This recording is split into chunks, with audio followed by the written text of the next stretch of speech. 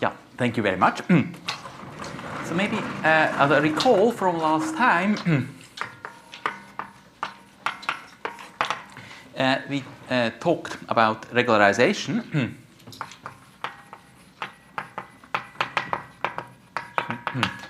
Of Kepler problem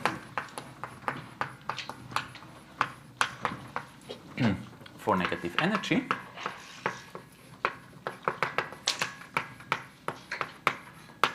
Following Moser.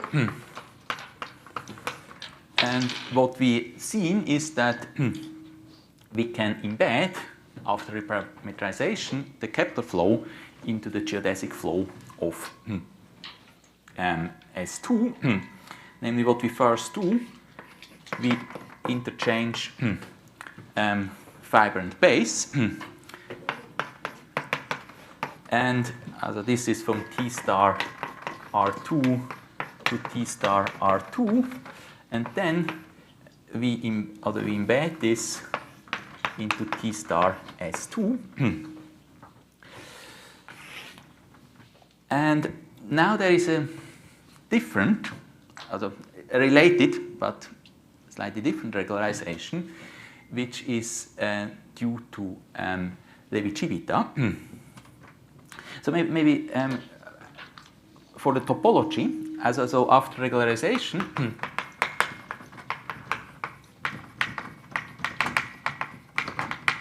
so the regularized hypersurface in T star S2, this is because we have the geodesic flow. So geodesics is determined by a point and the direction. So this is the unit cotangent bundle. Unit cotangent bundle. Namely, also.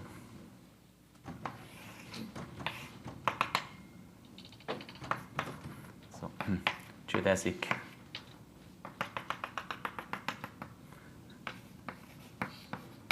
determined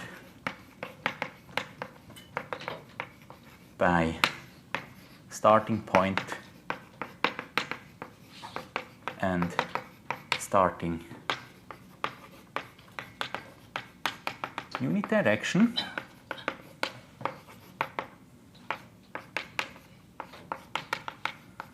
And this, the unit tangent bundle of S2, this is diffeomorphic to RP3. And so the universal cover, or the double cover, is S3. And this Levi-Civita regularization actually corresponds to the double cover.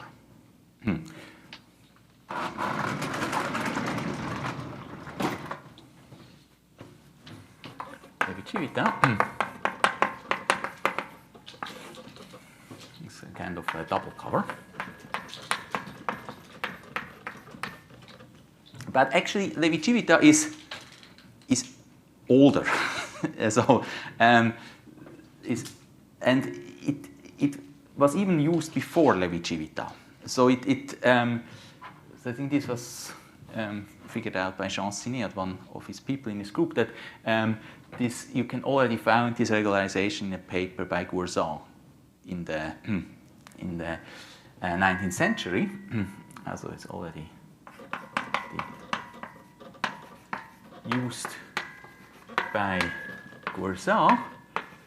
And if you go back even more, then you can find it basically already in the work of Newton. And so I would like to go back a bit to Newton. And implicitly, Newton. And I would like to explain a bit how Newton proved that you get the solutions of this Kepler-Hamiltonian ellipses, this Kepler ellipses. Because this is a proof, it's a quite geometric proof, which you usually don't do in the lecture. So after Newton, then so Leibniz and the Bernoullis, they had this calculus, and they did everything with calculus. But Newton had a more geometric idea, and this. But the way I explain it is not you don't really find in Newton's Principia. So this is kind of we follow interpretations by Arnold, and Arnold wrote a whole basically a book about this, and Needham following Arnold. Needham.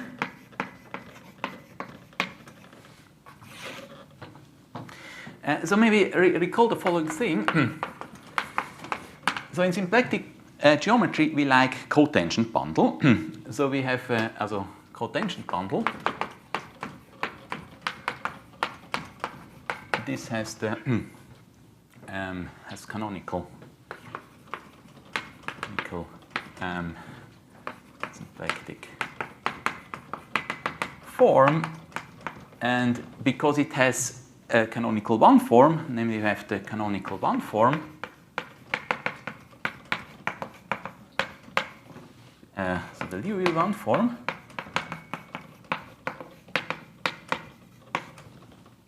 so if we have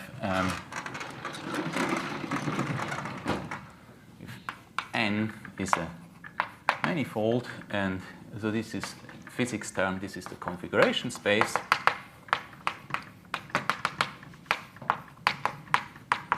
and then we have T star n, this is the physics called the phase space, the cotangent bundle.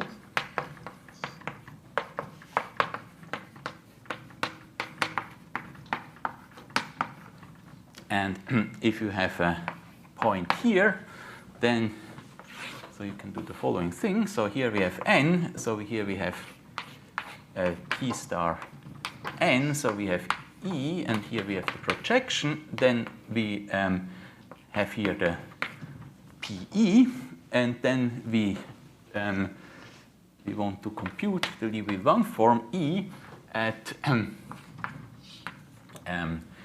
Xi, also Xi is an element in the tangent space at E of the cotangent space. So Le of Xi, what you do is you first project it to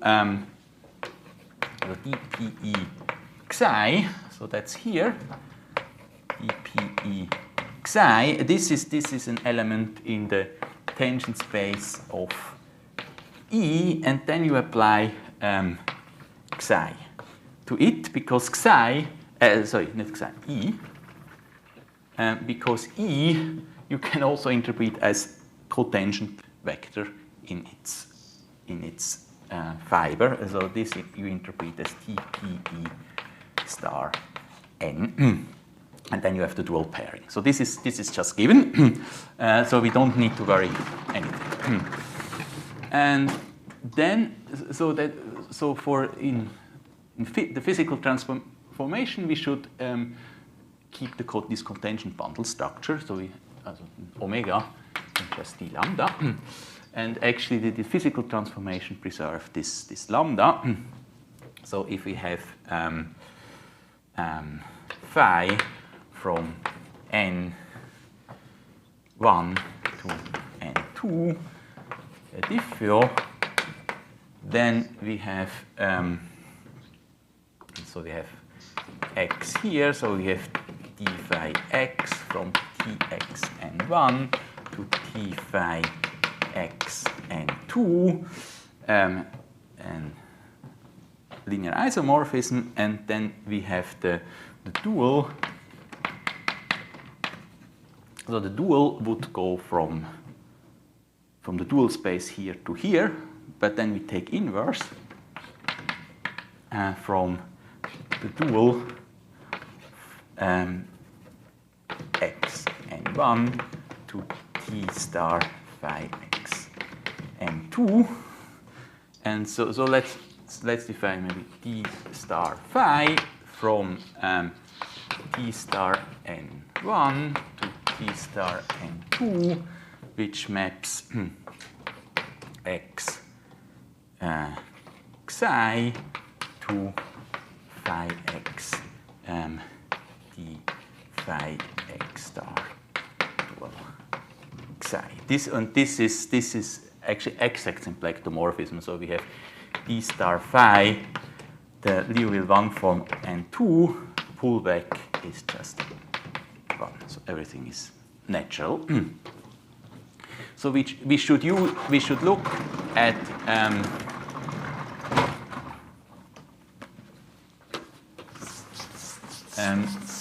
this kind of maps so that they will automatically preserve the symplectic form. And now especially if U is in C, open subset, and we have phi from U to V in C, holomorphic,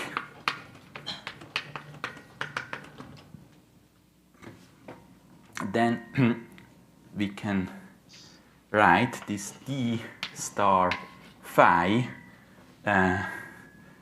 from T star U to T star V. So we have here Z W, so we map it to phi of Z, and then because everything is holomorphic, so this is conformal, then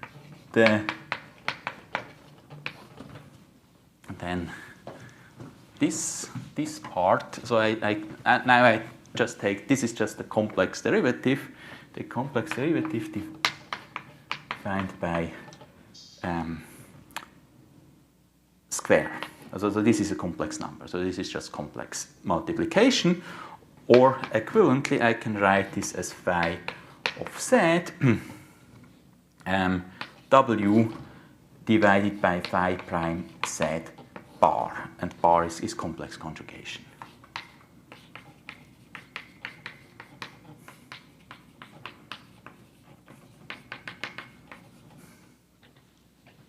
So now Newton, or this kind of people, they look at the following double cover.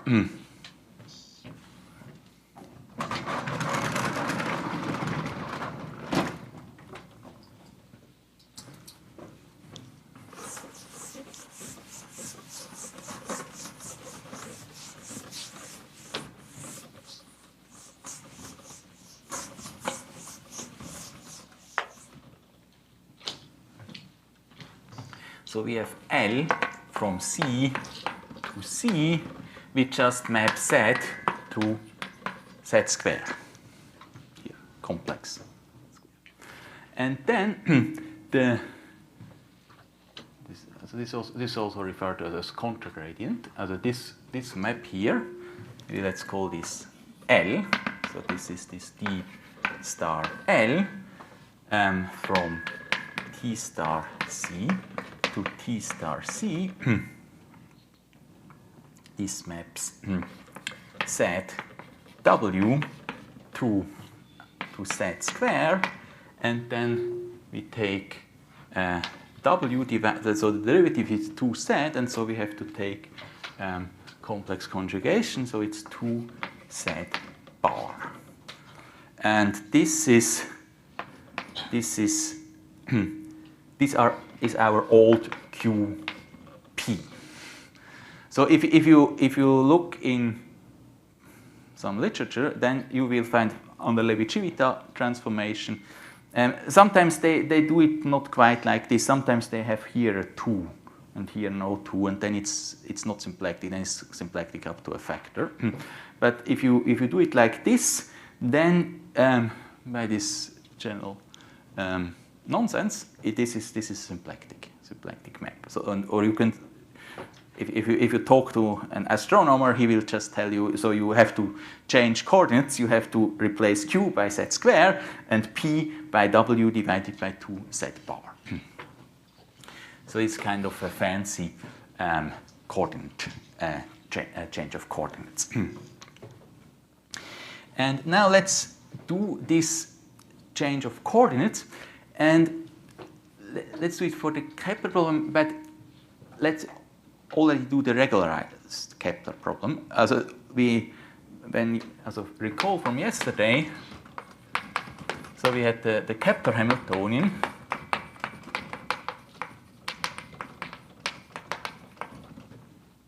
I had HQP, this is 1/2 p square minus 1 over q, and then yesterday we had here plus 1/2.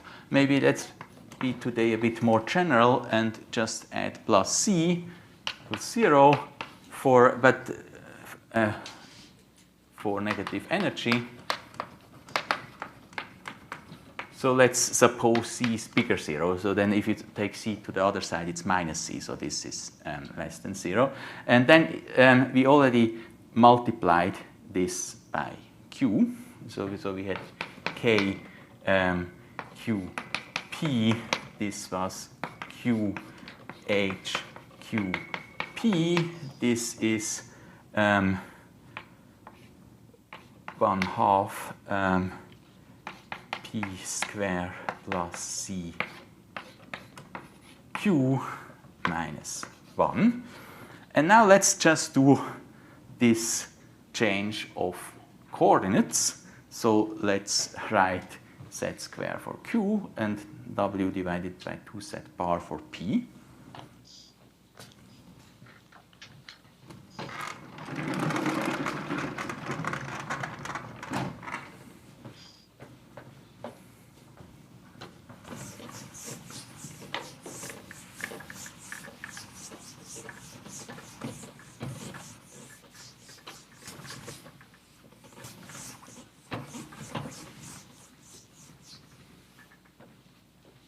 So mathematician would say we pull back, but what astronomer has, we change coordinates. so which is k, and now we plug in for p w 2z bar, and for for q is z square, and p is w divided by 2z bar, and this is 1/2. So we get here p square, so it's w square divided by 4 z square plus c, and then we have q square, so this is another z square minus 1. So this is so we get 1/8 w square plus c z square minus 1. So this is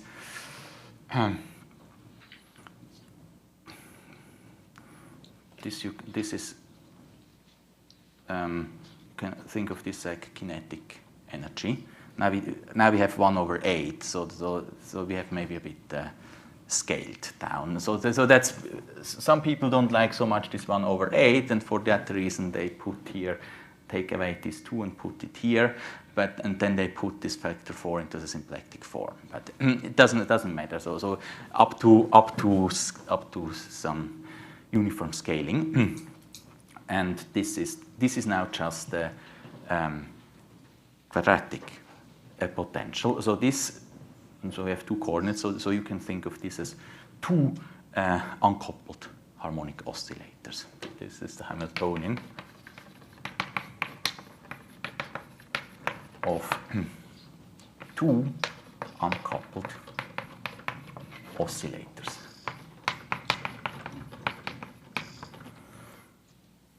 So you can, now we have,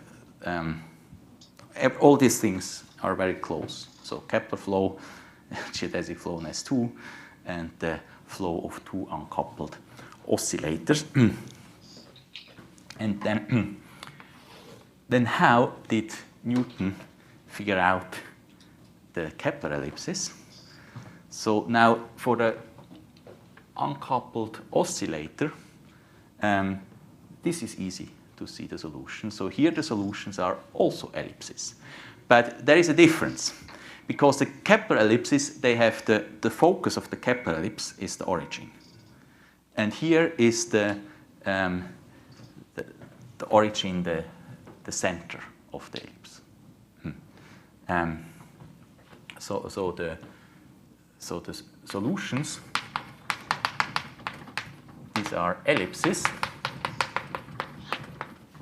with origin the center. This kind of. And now this is some kind of elementary exercise. Now you can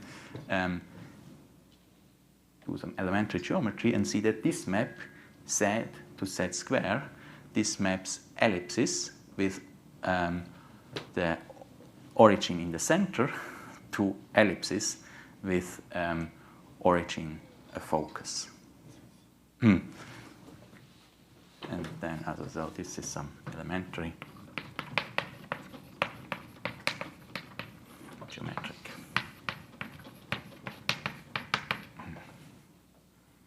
fact.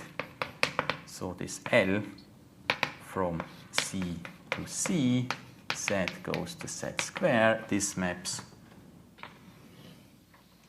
this kind of ellipses to. So ellipse with origin in the center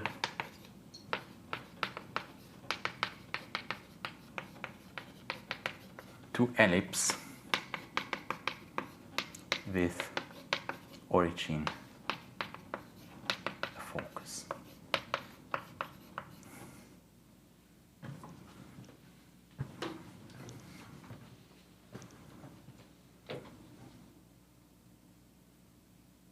That's how Newton solved the Kepler problem quite geometrically.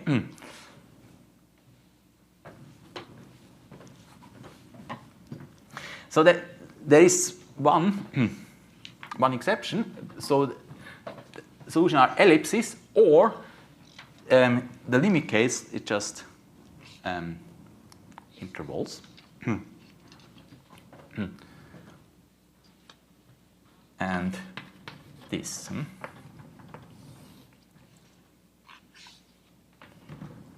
So degenerate ellipses. And these here now, these again correspond to the collisions. But it's now different than as by Moser. By Moser you had some trampoline, so if they collide, they bounce back. But here we have this 2-to-1 map. So using this 2-to-1 map, this direction is actually is identified with this one. So if you go back, this 2-to-1, this corresponds just to like this.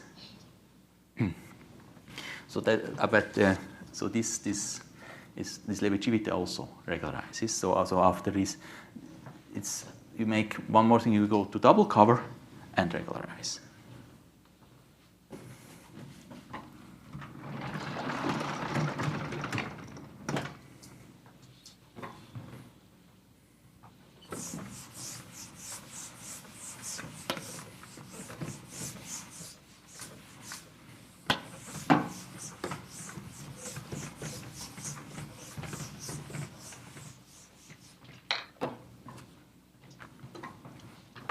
So this here, they are mapped to this, and then just go back. So these are the collisions.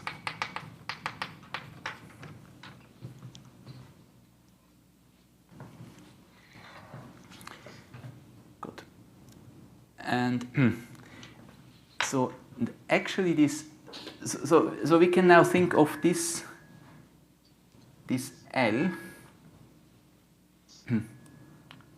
to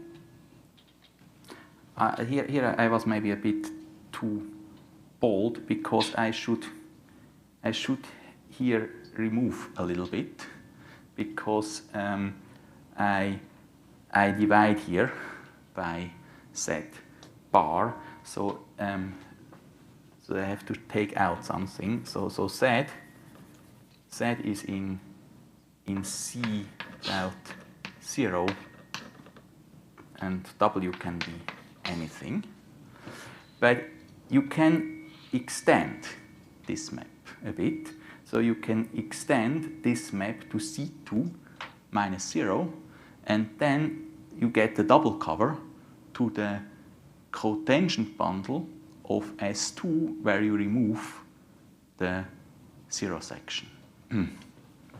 And because now you can think of this as, with the interpretation of Moser behind, you think of P as the base and as Q as the fiber. And if you think like this, so you map this is now the base point, and this is the fiber point, then this extends to a map from C2 minus origin to T star S2 minus 0 section. Note, so now I just remove the order, so the map L from C times C0 to T star C. Now I have W set goes to W2 set bar set square smoothly extends to map from C2 0 to T star S2 minus S2, where here I think of S2, here I interpret as 0 section.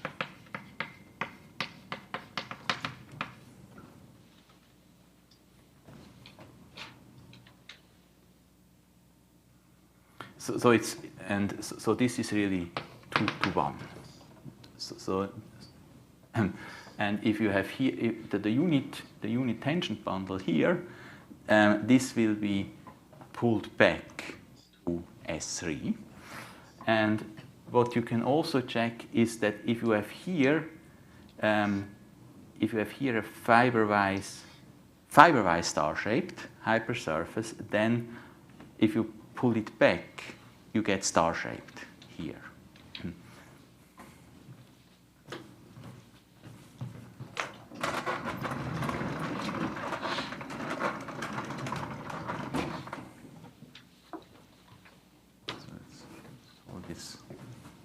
So I will also call this L.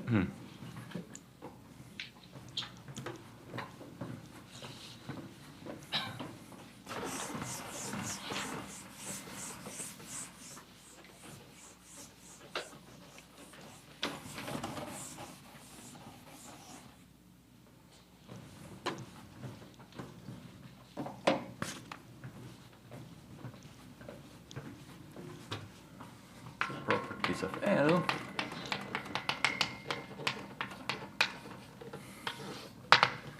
If I have here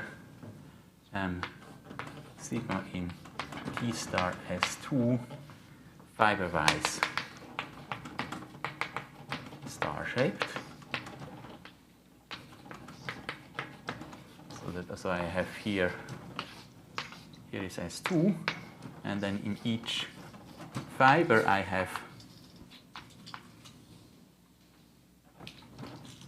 bounds as star-shaped domain. Then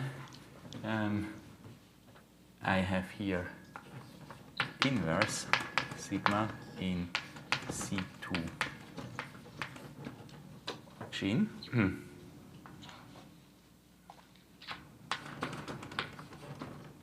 And this is star-shaped. So you have here, now yeah, you should have one more C. So now it's really like this.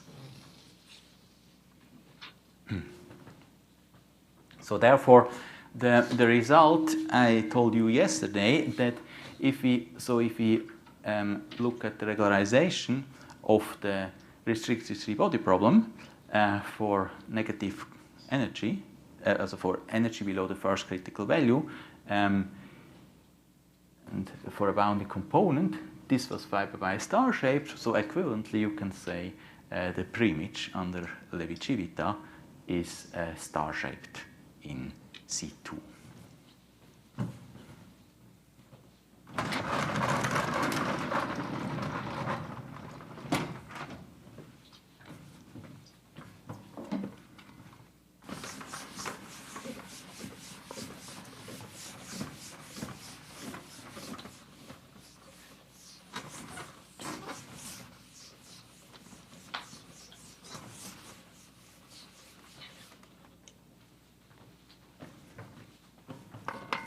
So recall if C is less than H L1, so in restricted three-body problem,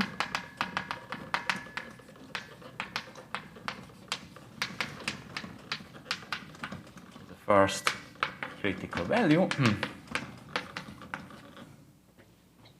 and then we had the regularized. So we took component around the Earth or equivalently around the Sun, and we regularized it, and so we had this in T star S2, and this was fiber-wise star-shaped. So this is equivalent that its preimage, or that this preimage you can just think of the Levi-Civita regularization of the restricted three-body problem of sigma bar EC in C2 is star-shaped.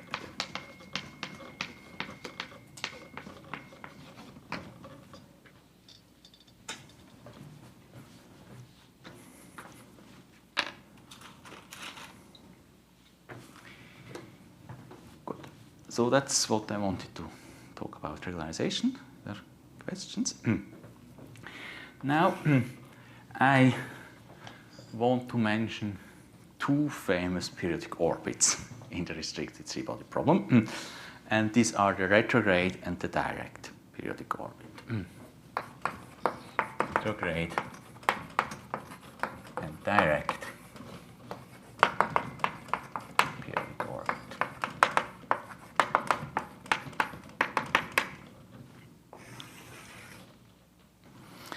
And let us first start with the astronomer's point of view.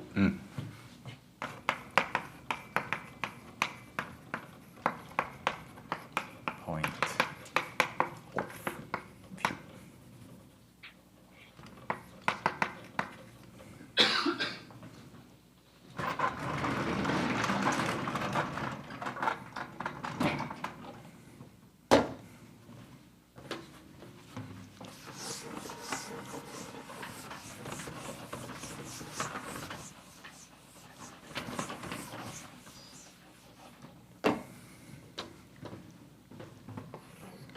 So you have the Sun, and the Sun,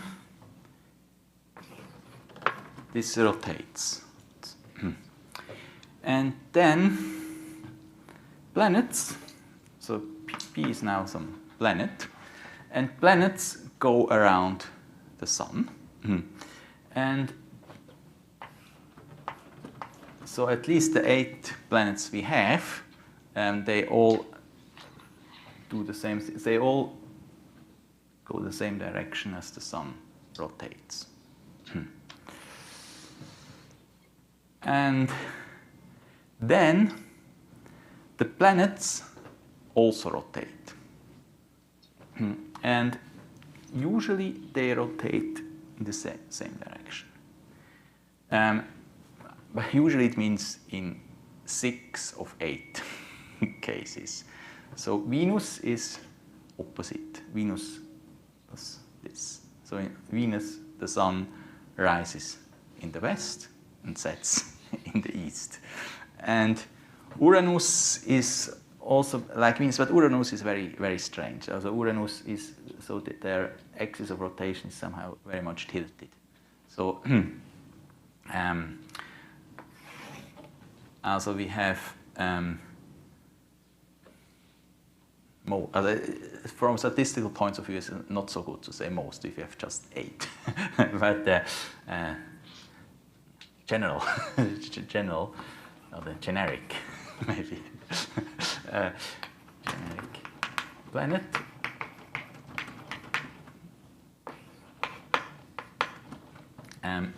So he does rotates like this. And so exception is Venus, Uranus. And then generic moon. So generic moon also, he goes around the planet, but also in this direction. And this is direct. This is a direct moon.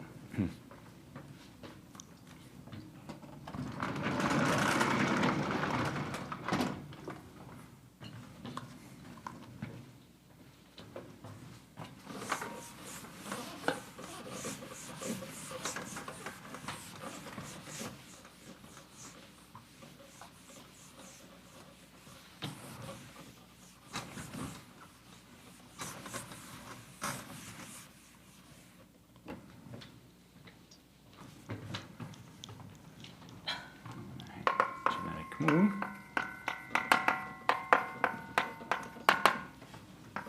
If this is the sun, so we have here the planet, which goes like this, and rotates like this, and then the moon goes like this. And this is direct. And then there are also exceptions. For moons, let's go the opposite way. So retrograde moons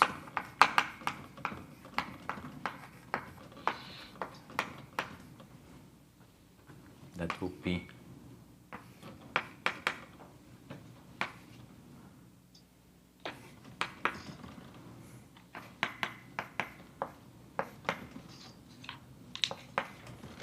opposite direction. And I think the most prominent retrograde moon in our moon, of the moon of our Earth, is direct, is here. But I think the most prominent moon, retrograde moon in our solar system is Triton, so the moon of Neptune. He's retrograde. So example is Triton, moon of Neptune.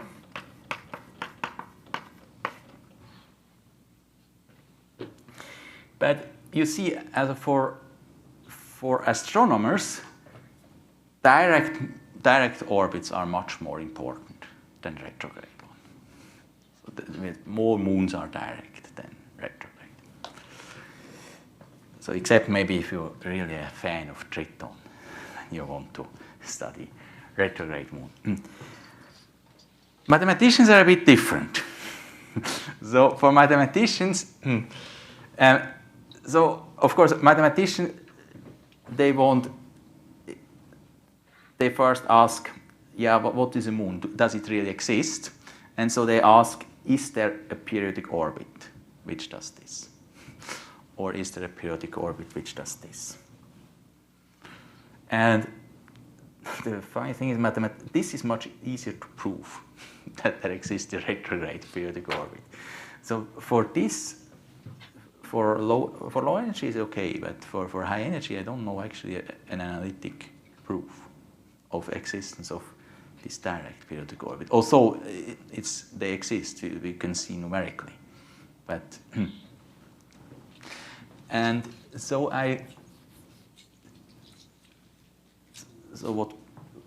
what Birkhoff proved is he proved existence of retrograde periodic orbits in the restricted three-body problem for all mass ratios below the first critical value. Usually they even exist higher, but the proof is just for below the first critical value.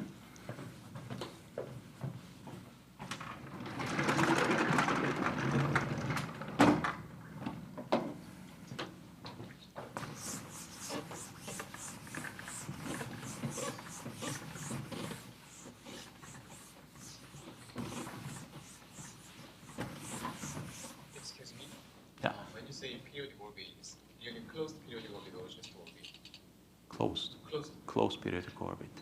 Yeah, right. So for this is of course for the astronomer not so clear that the orbit, the moon does not need to be really on a periodic orbit. It's just kind of quasi periodic orbit, and this is actually also true for our moon, because in reality our moon is not really periodic. It's just close to the direct periodic orbit. So you have some kind of, so this direct periodic orbit is elliptic. Then you have some, by Kamm theory, you have some kind of invariant tori. And on such an invariant tori, our moon actually lives. So actually we have, our moon we have kind of 3 months.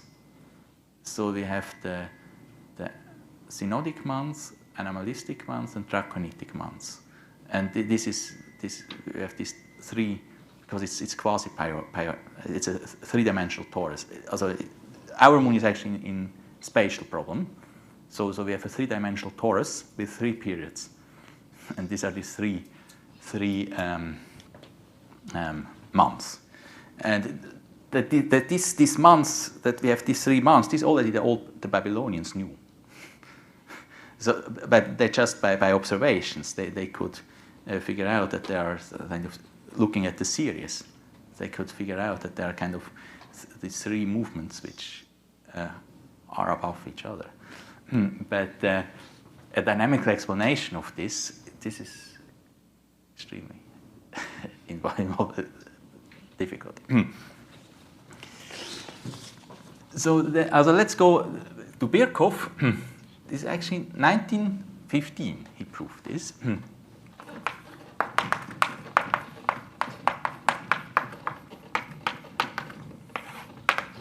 Proves existence of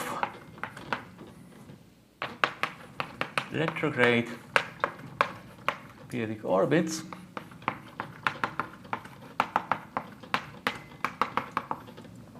in restricted 3-body problem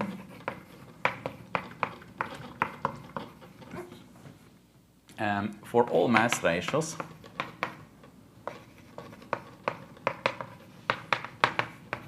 below first critical value.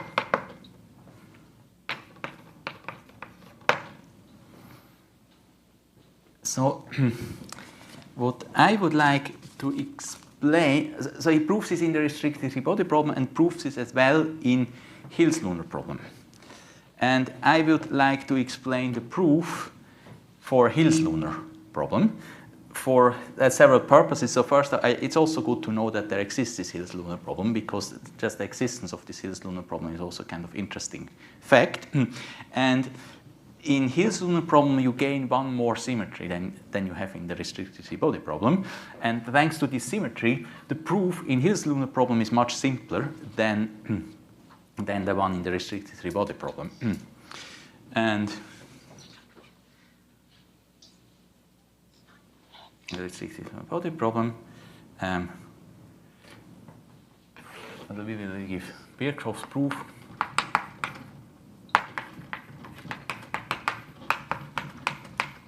for Hill's lunar problem.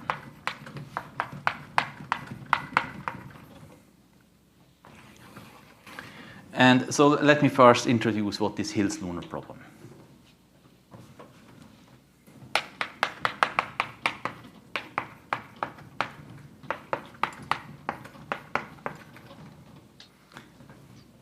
So in the restricted three-body problem,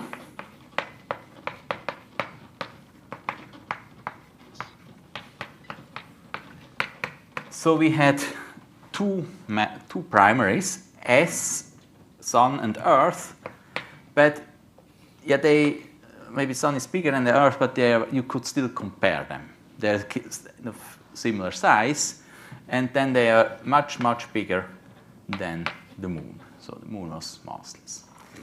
And in Hill's lunar problem, now you cannot compare anything anymore. So in Hill's lunar problem,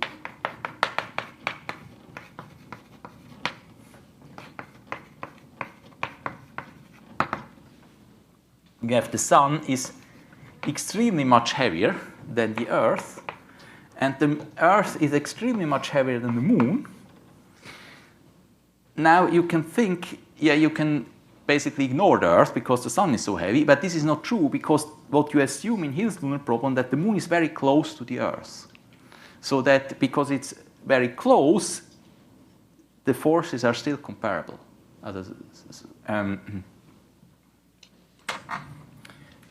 But M very close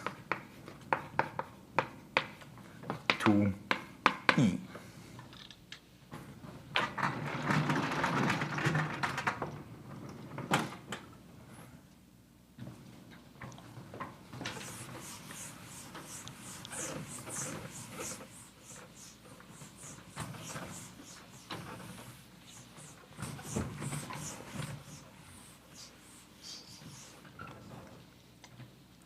So you have an extremely big Sun, a tiny Earth, and a little Moon, but very close to the Earth. Now what you do is you first you center your coordinate system in the Earth. You translate. After translation,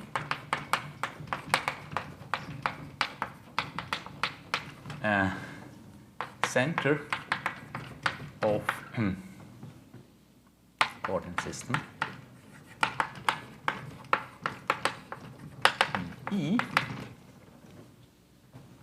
and then you blow up coordinates around the Earth.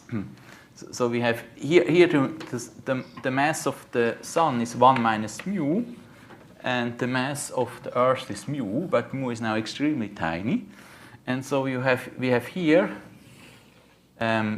P, the Q and P, and you do the conformal symplectic transformation. You blow it up. So blow up coordinates around E. So this blowing up, this is actually not symplectic. This is just conformally symplectic because now you get the factor mu to the 2/3. So this is just conformally.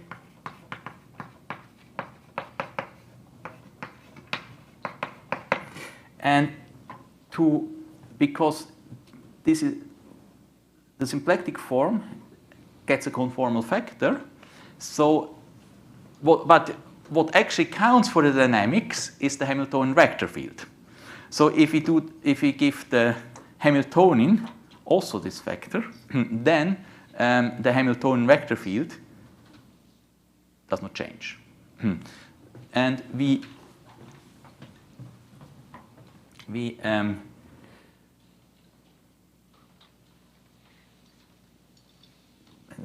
renormalize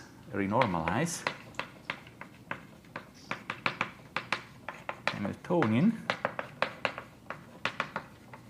So h goes to 1 over mu 2 to the 3 h, and then so mu goes to 0, so this goes to infinity, but then if you have to subtract it here, minus 3 over 2. So this minus 3 over 2, of course, does not affect the Hamiltonian vector field. This is just a constant, but this factor, the 3 over 2 divided by mu 2 to the 3, this goes to infinity. But together, this actually converges. So this Hamiltonian, when you let mu go to 0, then this Hamiltonian converges. This is not non-trivial observation. It's a priori it's not clear, yet you can get in the limit still a Hamiltonian system. But if you do this very cleverly, so with this kind of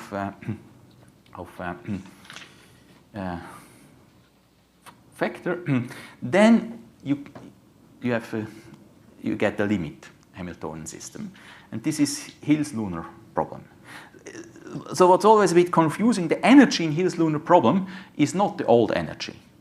So the energy in Hill's lunar problem is something close to 3 over 2 of the old energy, and then you have the energy times times mu to the 2 over 3. This corresponds then to this energy in the original restricted three-body problem.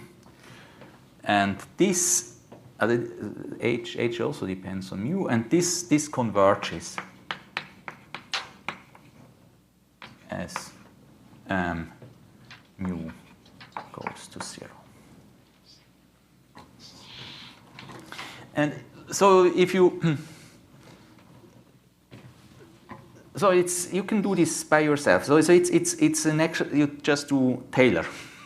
You just it's a bit tedious exercise in Taylor approximation. So you have to write all terms in powers of mu, and then you see what cancels, and then in the limit you get something.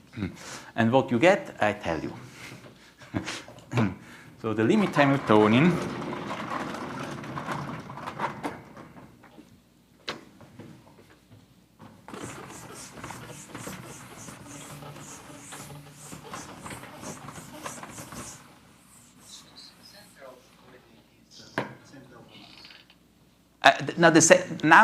no. So we translate. Before, yeah, right. So this is already after translation here. So we had first, yeah. Originally we had the center here, but then we do. This is just some translation. So this is symplectic. So we do it here. So then the center is in the Earth. Earth is now the center of the world, and then. But then we blow up. We blow up this.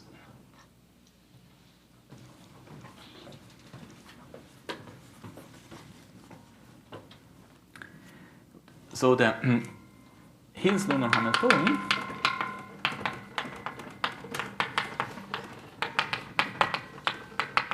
this is the limit Hamiltonian.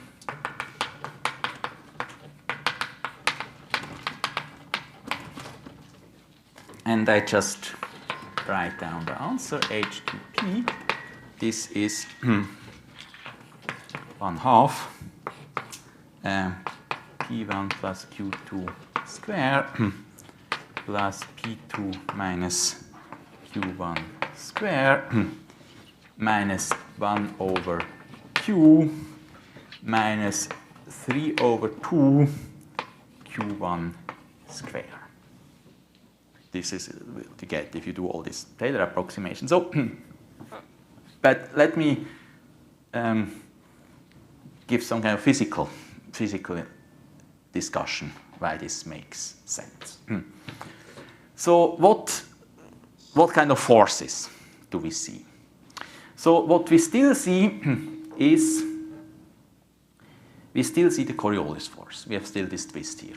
Yeah, that just stays. So we still have the Coriolis force.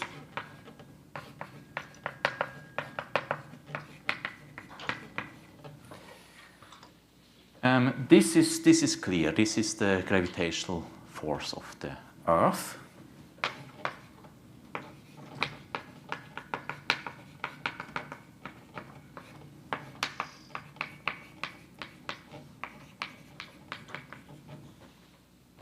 So the last term, this is a bit more difficult to not completely expected. So what we don't see so well anymore is the gravitational force of the Sun. And we also don't see the centrifugal force anymore. So these two forces basically cancelled each other. So observe, so we have now extremely heavy Sun. So this extremely heavy Sun attracts Moon very much. But on the other hand, now the Sun is extremely heavy, so the central of mass is now basically in the Sun. So we also have extremely big centrifugal force in this direction. And so they basically cancel each other. And so to see how they fight with each other, you can do the Taylor approximation. Then you see how they cancel out each other.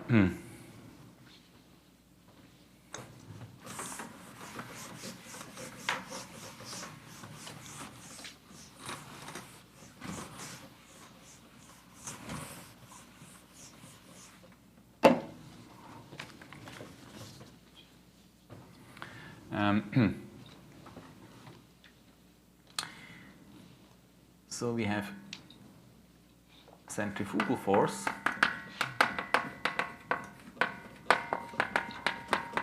and gravitational force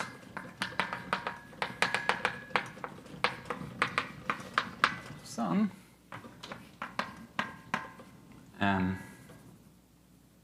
Almost cancel.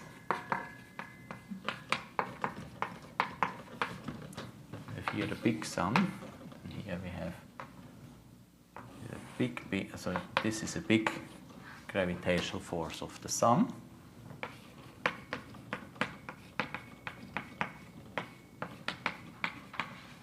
But we have also here centrifugal force.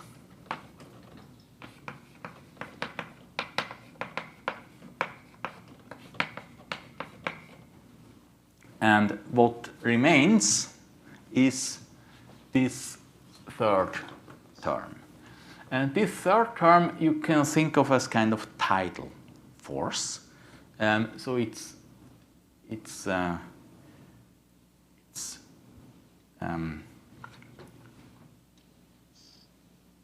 not attracting. What's the opposite of attracting? Repulsive.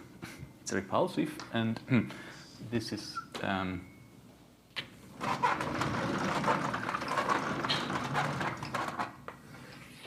this kind of tidal force.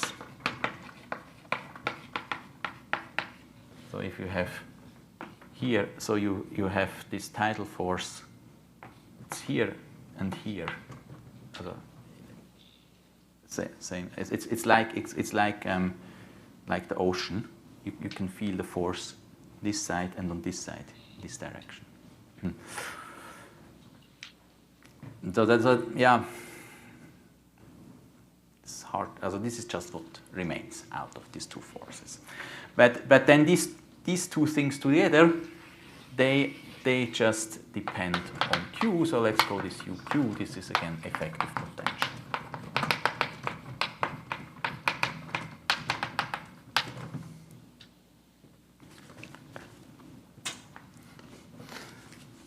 But actually, this is also kind of nice Hamiltonian system, and it's highly non-trivial. So it looks simple at first, maybe not too hard, but it's actually quite complicated dynamics. So there has no integrals, no further integrals, and you can already have chaotic motion here in this Hills lunar problem.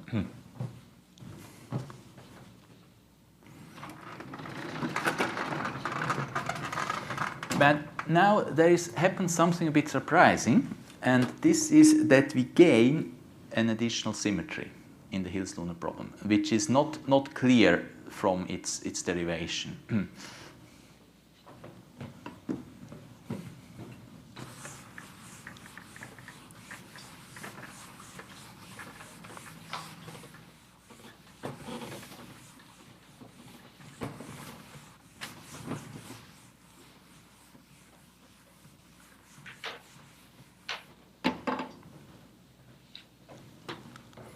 So this H, this is invariant under 2 antisymplectic involutions.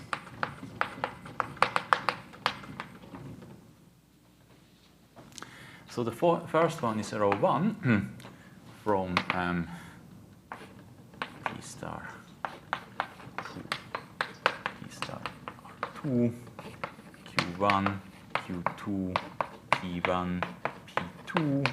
This goes to Q1 minus Q2. So this is just reflection at the first axis.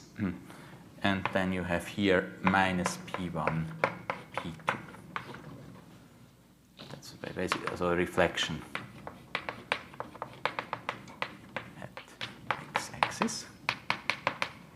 And actually, this involution you also have in the restricted three-body problem.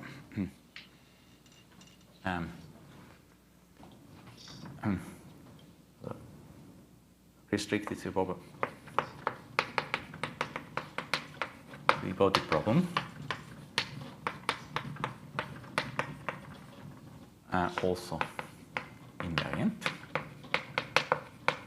under row 1. But then we have a second one, row 2. T star 2. Q1. So this is basically reflection at the y-axis. Minus Q1, Q2, P1 minus P2.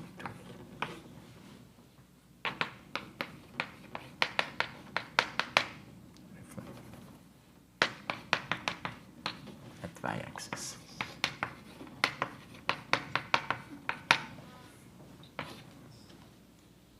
So restricted three-body problem is not invariant.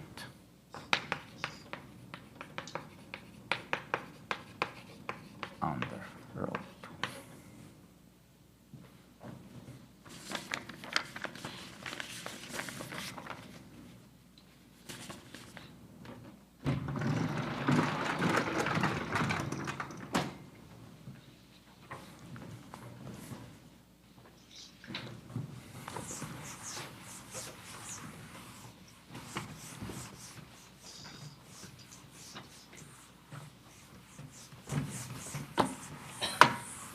And so note that these two involutions, they commute. So note we have row 1, row 2 equals row 2, row 1.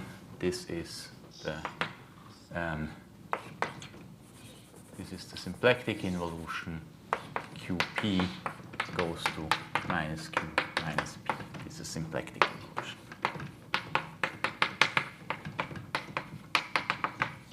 So we have a Z2 times Z2 symmetry for the Hills-Lunar problem. And now to find this retrograde periodic orbit, so Birkhoff shoots.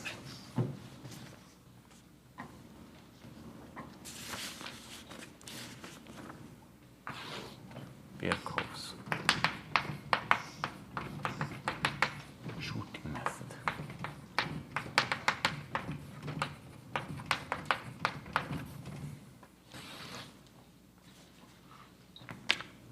So his idea is you start shooting, you shoot perpendicular from the x-axis. This is, so the fixed point set of these antisymplectic involutions, these are always Lagrangians, and you start at one of these Lagrangians, which is here. You start at the x-axis in perpendicular direction. So you do like this. Also shoot perpendicularly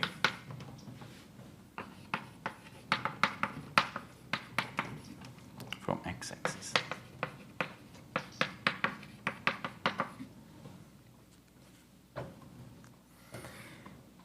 Now, if this orbit hits the y-axis also perpendicularly, you can just apply these two antisymplectic involutions to actually get the periodic orbit.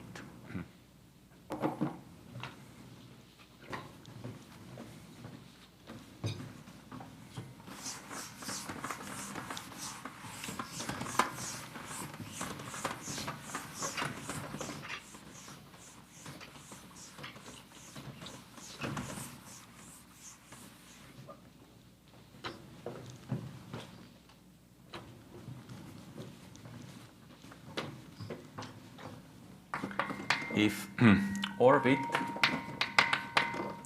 hits y-axis perpendicular,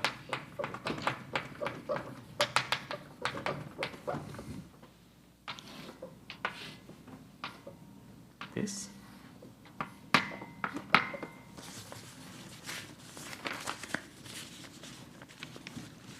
then we get some, then we use and they use antisymplectic involutions.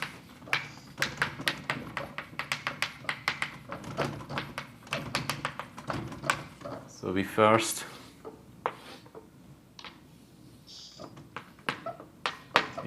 reflect at the y-axis,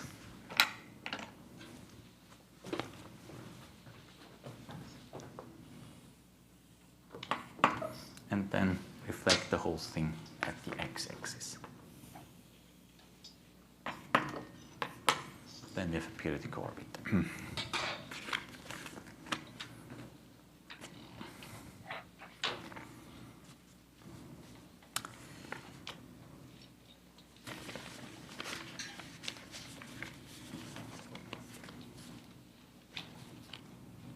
And so to show that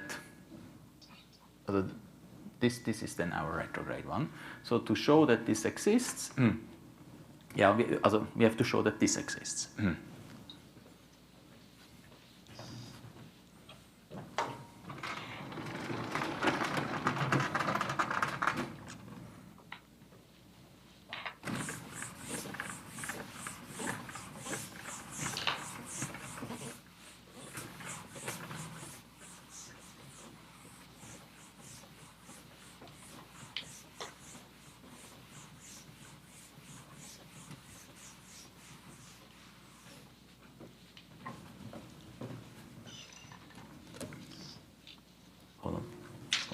Aim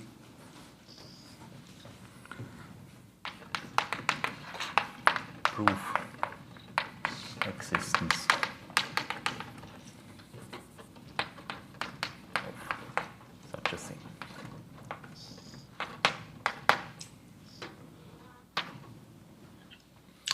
And so let me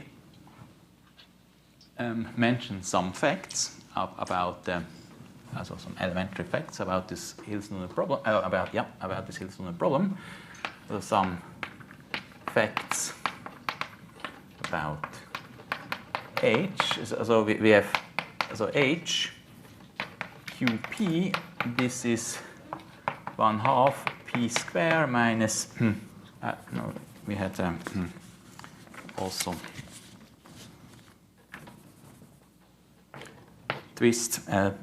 P1 plus Q2 square plus P2 minus Q1 square plus UQ UQ, where UQ was minus 1 over Q minus 3 over 2 Q1 to the square. And then this Hamiltonian has two critical. So in restricted three-body problem we had 5 critical points. And again here the critical points of H correspond to the critical points of U, but there are just 2 left. There are 2 critical points of U, and these are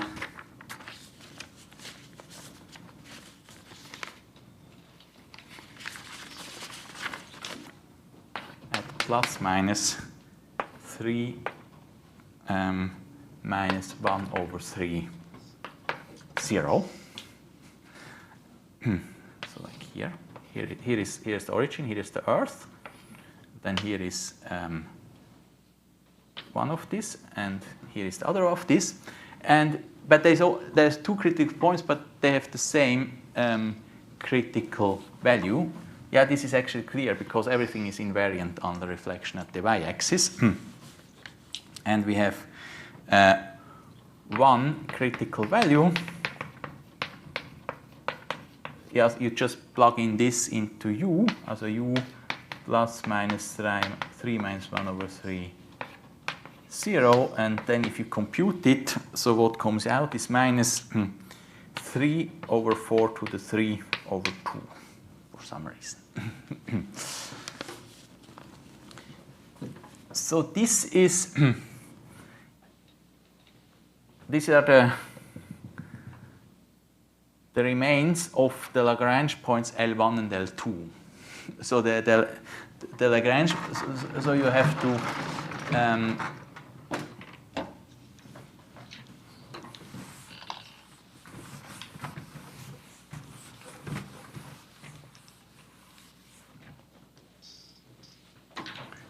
that is the limit. These are the limits of L1 and L2. So you have the Sun here, you have the Earth here, but the Earth is now extremely tiny. And so if it's extremely tiny, so L1 is extremely close to here. Here is L1, and here is also very close is L2. And then the other ones, they are far away, and because you blow up this, you just will see these 2. And yeah, for some reason, the limit, they actually have the same action. Before HL1 had always a little less action than HL2.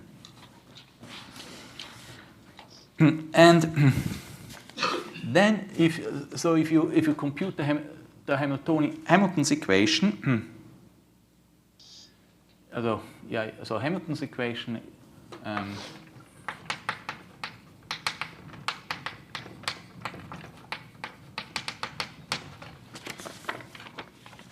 these are just Q dot equals dH dQ and P dot equals minus dH d. This is dP dQ, and so this is actually a first order ODE in 4 variables, P and Q, but then you can make out of this a second order ODE, but just in the Q variables. So you remove, so you remove the P variables, you express the P variables by Q dot, and so you get then a second order ODE in Q, and if you do this, so the second order ODE in Q, this will be Q dot 1 minus 2 Q dot 2 equals Q1 3 minus 1 over Q to the 3, and Q dot 2 plus 2q dot 1, this equals minus q2 q to the 3. And what you can see here is the Coriolis force, the velocity dependent force, and yeah, this here is Newton's force, and here is you have also the tidal force. So what you get here. And then you also have the energy. Energy.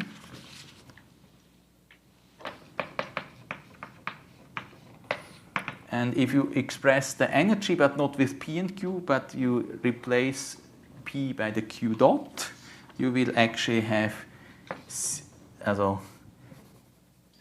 C equals H QP. This you can write as 1/2 Q1 dot square. Yeah, this is just usual kinetic energy minus potential energy.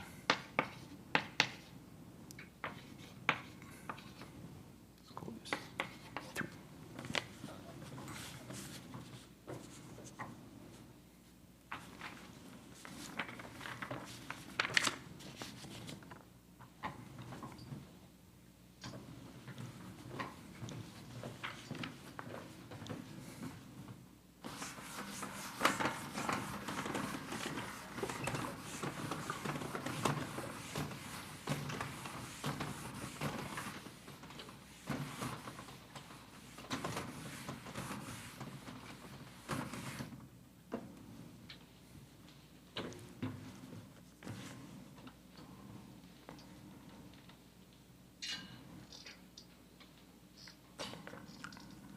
Now here's a theorem of Birkhoff.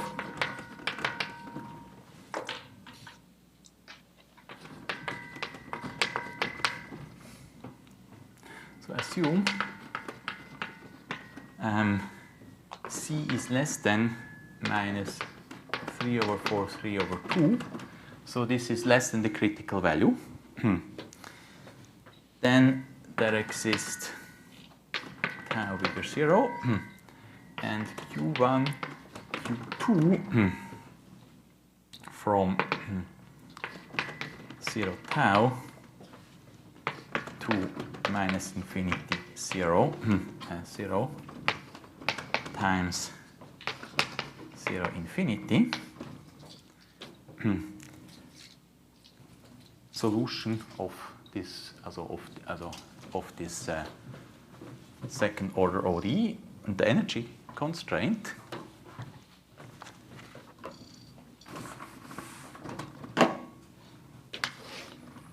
solution of 1, 2 such that Q2 0 0 Q dot 1 of 0 is 0 and Q1 of tau is 0 and Q dot 2 of tau is 0. So that we have this.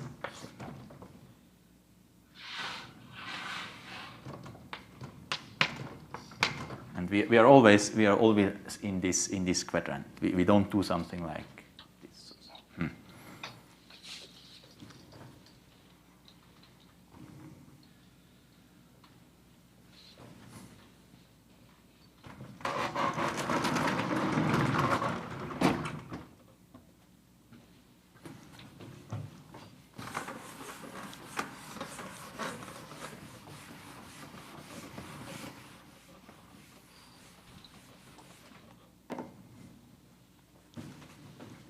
So let's prove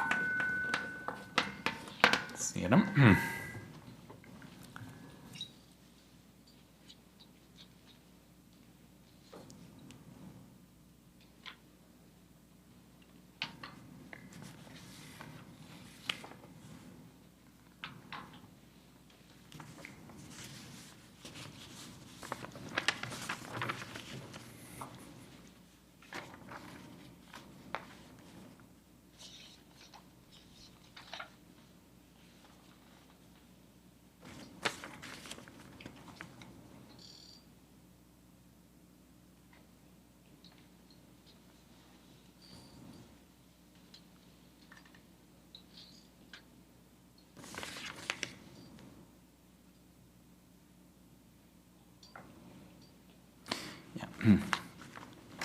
So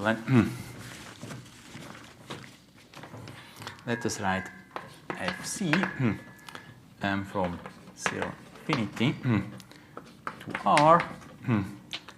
R maps to c plus 1 over r plus 3 over 2 r square. And this looks like this, and we have here point RC, and this is since C is less than minus 3, 4 over 3, 2. So this you can check. And then, so for R in 0, this R C here, we consider the following.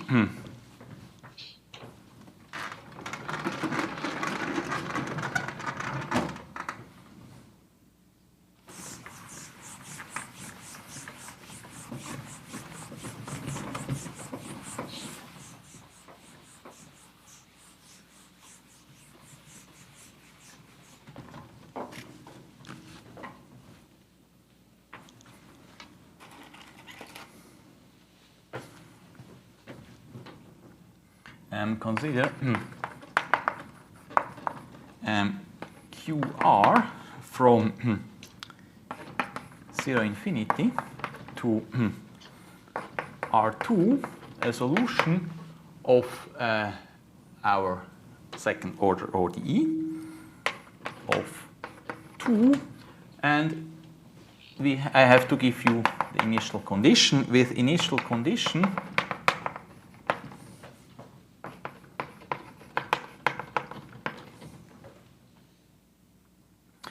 Q1 R0 equals minus R, Q2 R0 is 0, Q dot 1 R0 is 0, and Q dot 2 R0 equals square root of 2 C plus 1 over R plus 3 over 2R square. 3. So what is the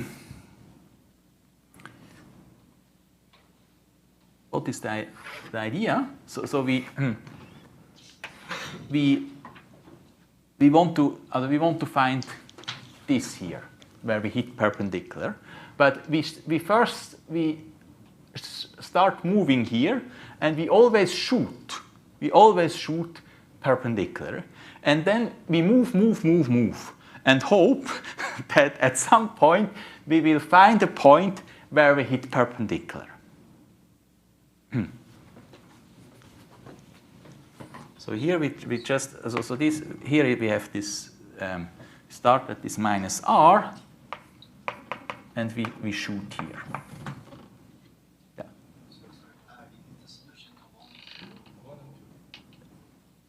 Solution, yeah, so it, because the energy is because of this.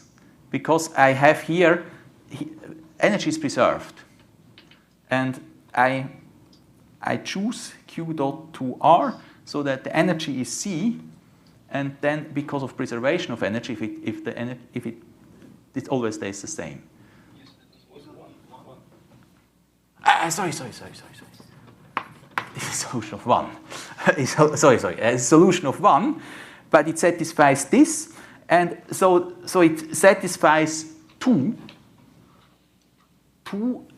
at the initial at 0, but energy is preserved, so it satisfies 2 for all times. So yeah, preservation of energy 2 holds for all t.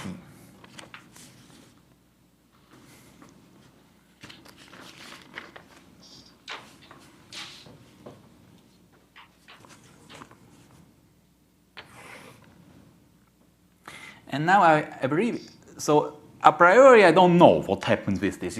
A priori it could happen terrible things, so it might be boomerang here around, or I don't know where it goes. So I define the following quantity, TR. This is the infimum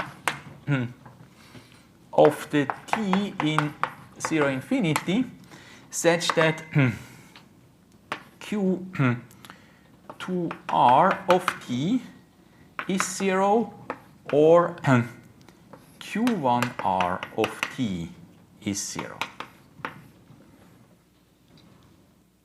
So I start here, and then I wait until I either go here or I go here. But by also 3, because I shoot perpendicular, I know at least this infimum is, if it's not it's positive.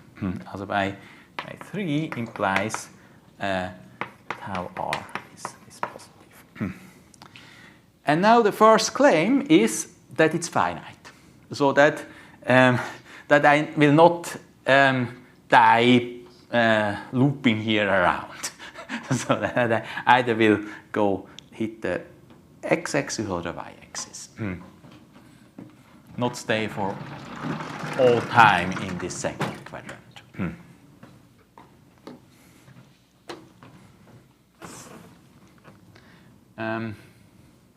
Maybe I keep these equations here. Because I will.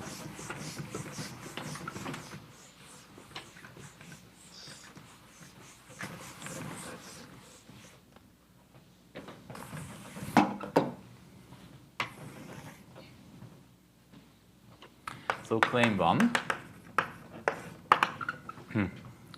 this tau r is less than infinity. So proof of claim 1,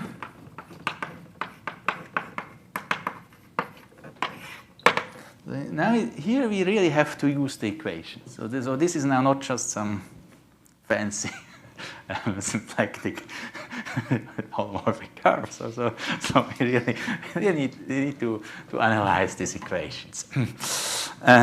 So we integrate the first this equation here. So integrate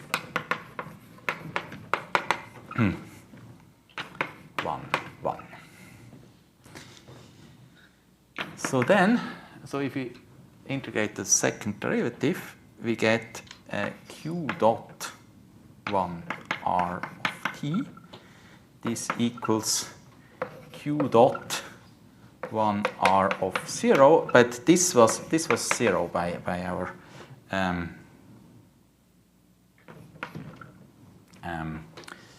initial condition. Plus, then we have to integrate this, so we get 2 q2rt minus 2 q2r0, but this was also 0 by our initial condition, plus integral 0t, this stuff here, q1r 3 minus 1 over qr to the 3 ds.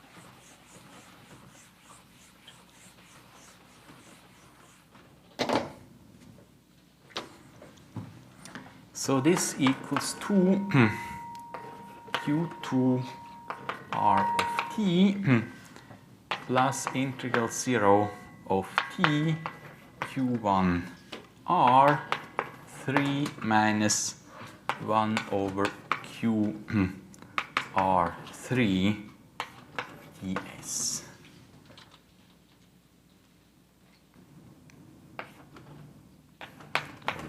So this holds for all t between, now let's suppose t is between 0 and r, and we have by initial condition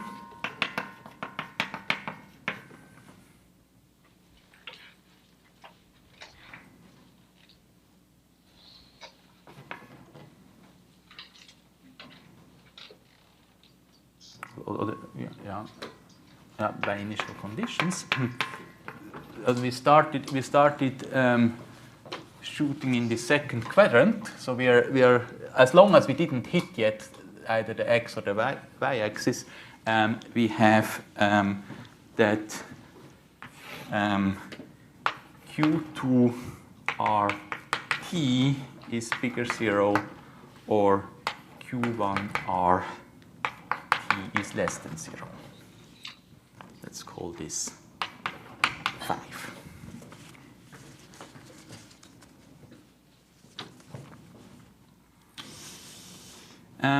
Now, so to show finiteness, we need some information about the Hills region, some fact about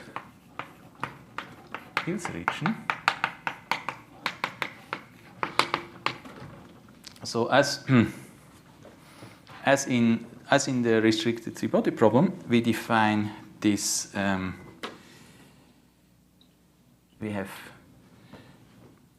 have the Hills region. Also we have KC. This is P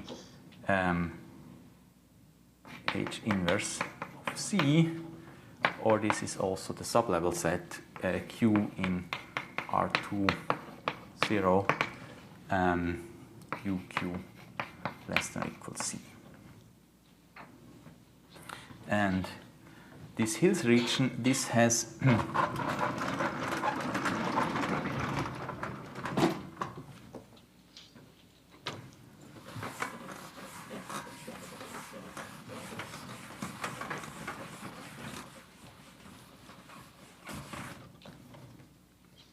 now for C less than this critical value, the Hills region looks the following. So we have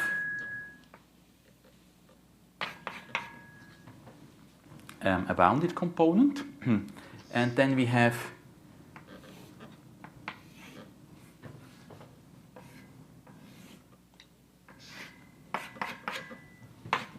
two unbounded component. So this is, you can imagine that you take a microscope and look at the Hills region of the restricted three-body problem. So we had in the restricted three-body problem, we have the Earth, what is now extremely tiny Earth, and big Sun, and then we have here we have an extremely tiny Hills region. So here we have a big, it's still a big bounded Hills region, and then here we have the unbounded component, but it's now so huge that you don't see it anymore. And now you look with your microscope at this part here, and then you will see this part here. And the fact is actually, and so here the critical points, they are at minus 3.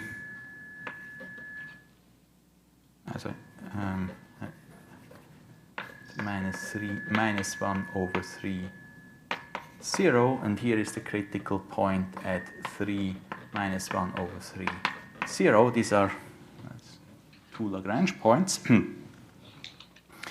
And the fact is that this bounded part, so let's call this KC bounded, this here, this here lies in the ball of radius 1/3, 1/3 around the origin.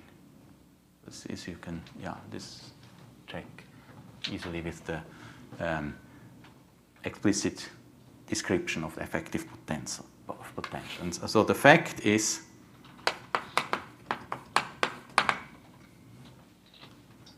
that this bounded part is contained in the ball of radius 3 to the power 1/3, 0, ball of radius 1/3, 1/3 around origin.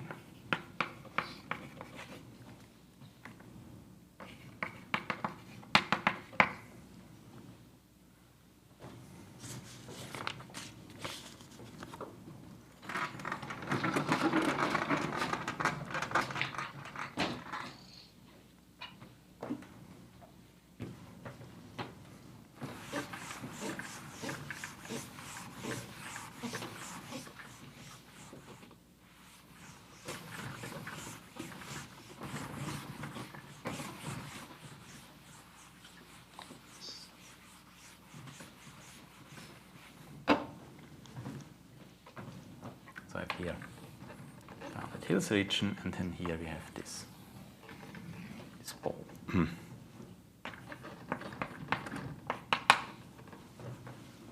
then this is the ball.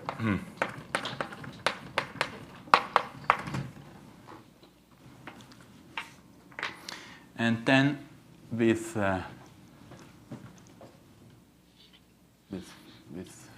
4, 5, and this fact,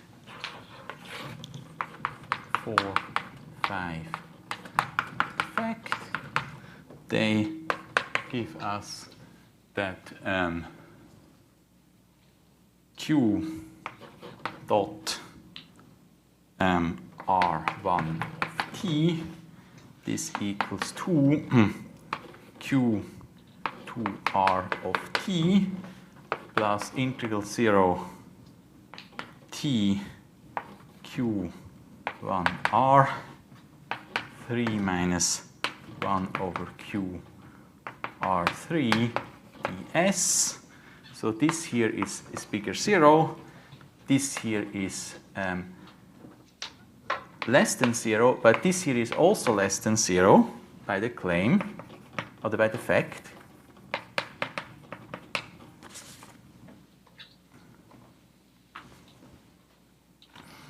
And so this velocity is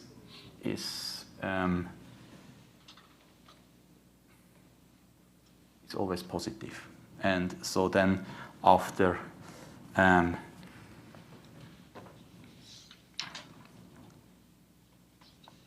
it actually soon after, because this is positive, so after some time it will be strictly positive. So after some finite time, you cannot stay always in this second quadrant. So after finite time, you have to get out of this first quadrant. So this implies that tau r is finite.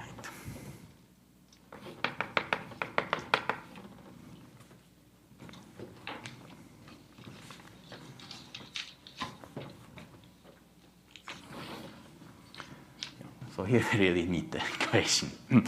And then, now what happens for small r? Small r is we start shooting very close to the origin, but if you are very close to the origin, we have basically Kepler problem. And then we basically know how it looks like. So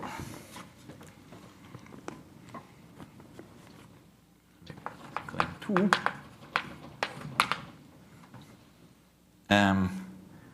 For small r, we have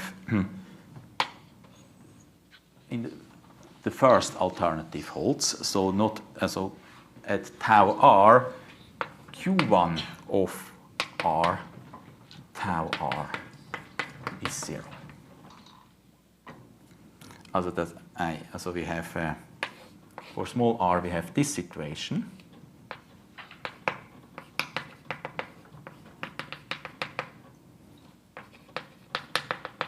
And not this.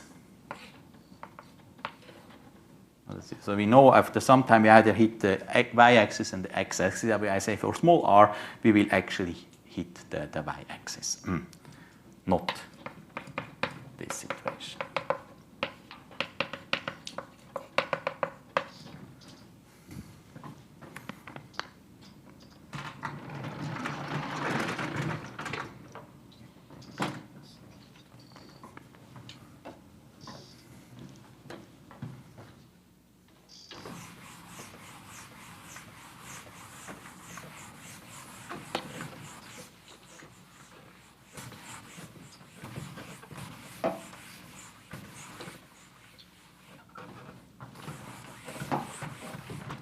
So I should keep this.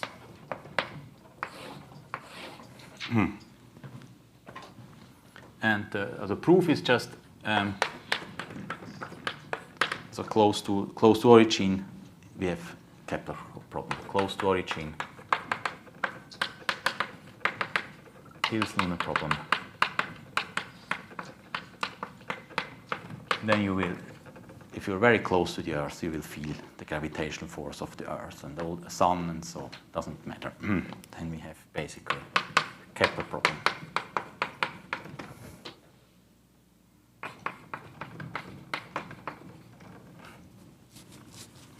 So now let's introduce, that's going to next quantity. So we define rho is the infimum of R in 0RC.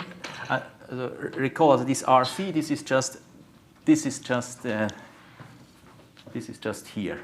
So we do this as long as we are in this bounded component of the Hills region.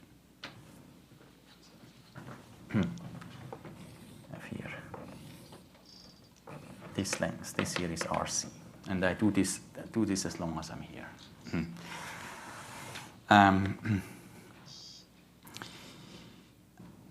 I define the first R where I will have a collision. I will have Q1 R tau R equals 0, Q2 R tau R also 0. So both are 0, so that means we have we collide.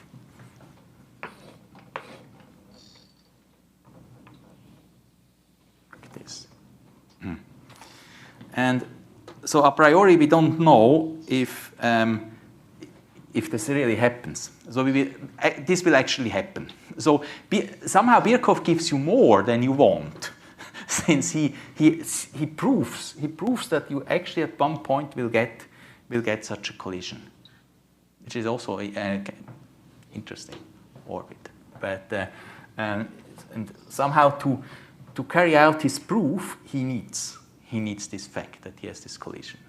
And that's so his proof does not work for the direct orbit, but it's not actually that the direct orbit does not exist, but maybe this does not exist. So because his proof gives much more than he at the end actually wants, and so it's hard to generalize, because all these additional things he gets we probably don't get in the direct case. And so if R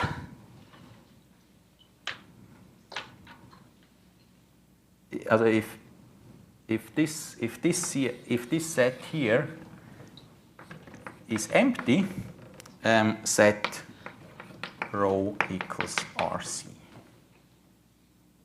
A priori we don't know. And now the next claim is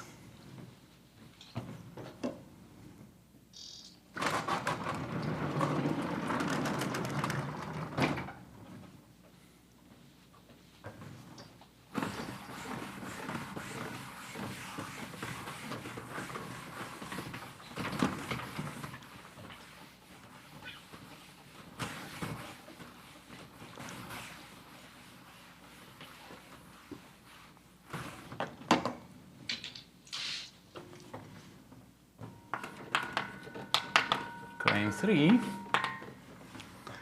for all r in 0 rho, we have Q1 r tau r is 0. So that we don't have a thing like we don't have this that we first hit the x-axis. We will this is not, but we will have this. Maybe not perpendicular.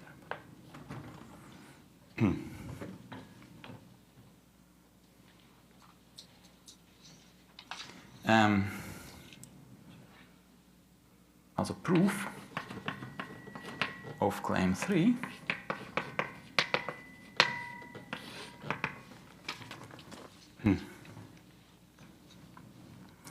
I set R0. This equals the infimum of the R in 0 rho Q2R tau R is 0. So the first R where I will have this. If it exists, if R in 0 rho, so that Q2R tau R is 0 is not empty if such an R exists, and we set it rho else.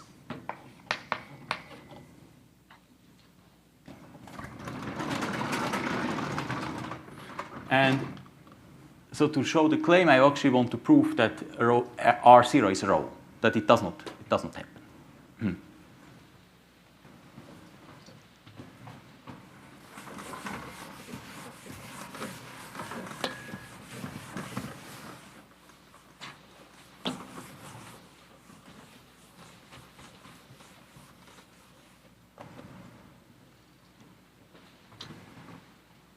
R0 is bigger 0 because for small r we first hit the y-axis, and to show is R0 is rho. And we argue by contradiction.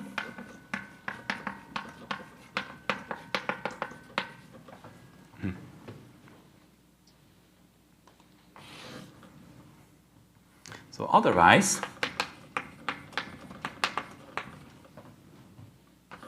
we have the following situation. We first have this, but then we don't know. Maybe it might go like this after some time, and then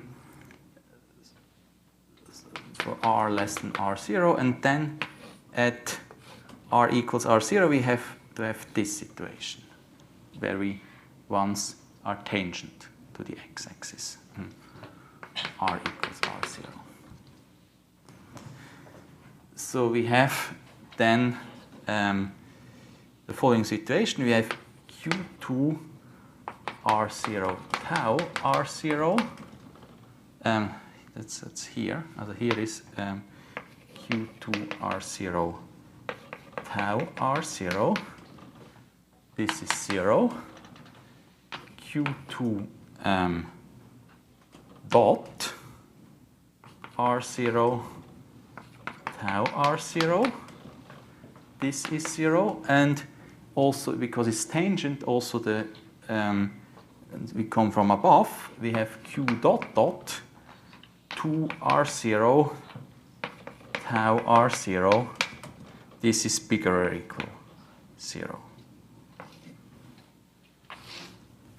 But by proof of claim 1, we know that Q dot R0 1 tau R0 is bigger 0, and if you look at this, the second equation here, you get contradiction.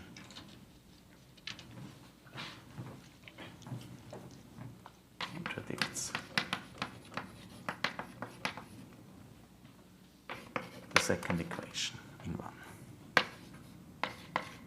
Claim 3.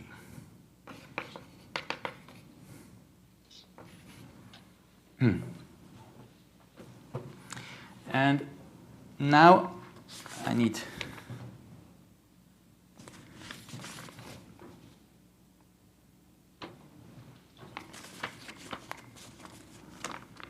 one. I want to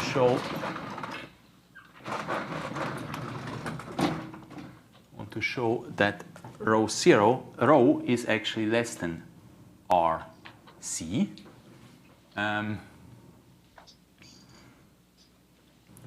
So that we actually have that. So this is now the we want to prove the existence of this collision.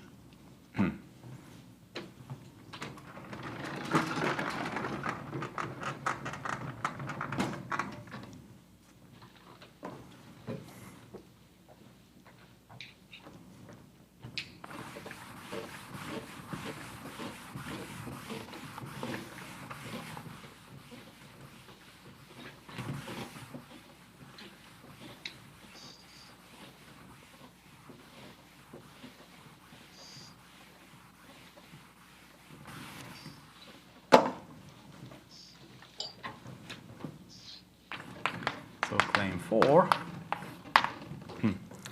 rho is less than RC. And to do that, I go to the complete extreme. I go to the last point, to RC, as I consider QRC.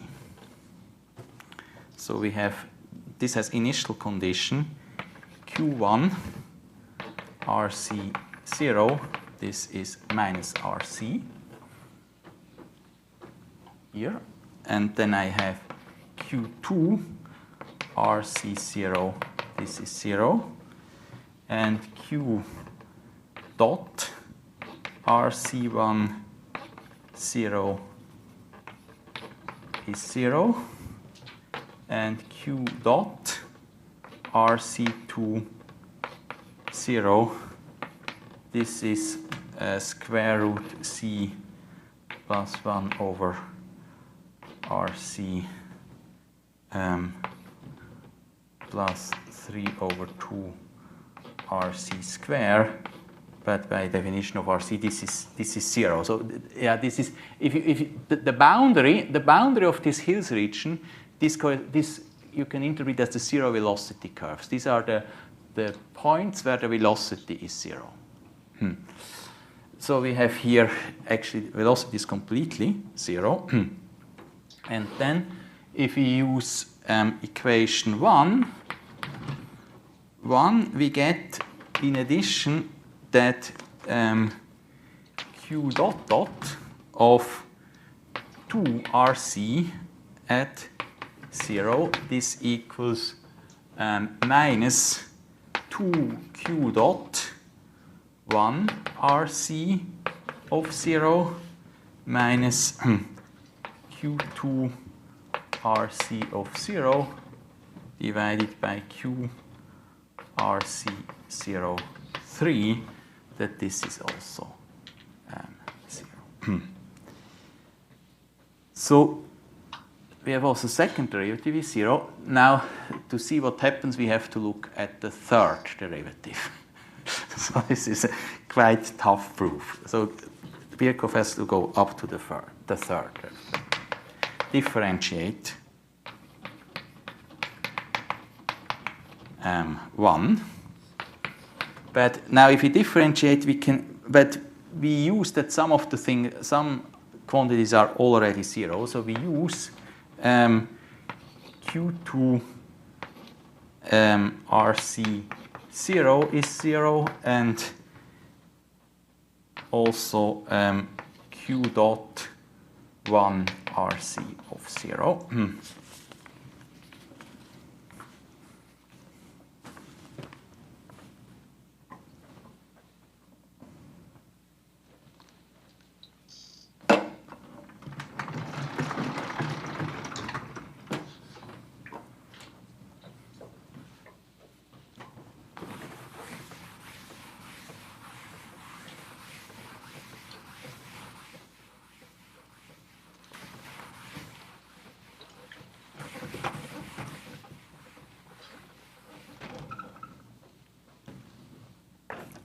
So we get that Q dot dot dot 2 RC of 0, this equals minus 2 Q dot dot 1 RC of 0. And if you use the first equation, so we have 2 Q dot 2 RC of 0 minus Q1 RC of 0, 3 minus 1 divided by Q RC of 0, 3. And so this here is 0. This here equals minus RC. And this here is equals 1 divided by RC to the 3. So we get this is RC, 3 minus 1 over RC to the 3.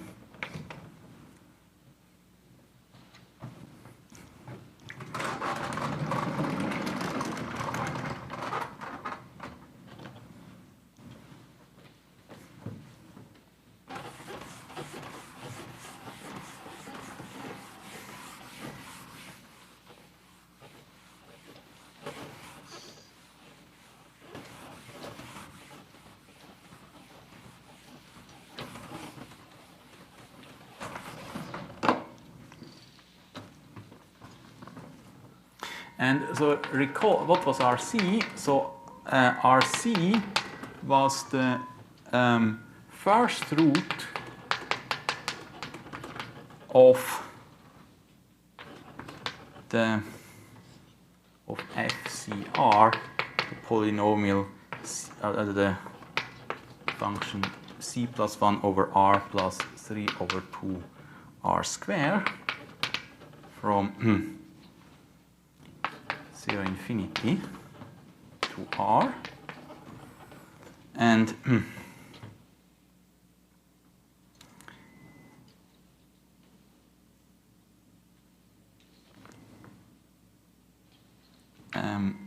FC has a unique, so C is less than minus 3 over 4, 3 over 2.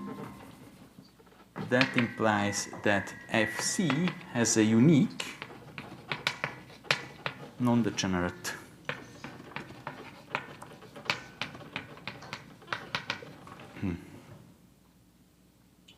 minimum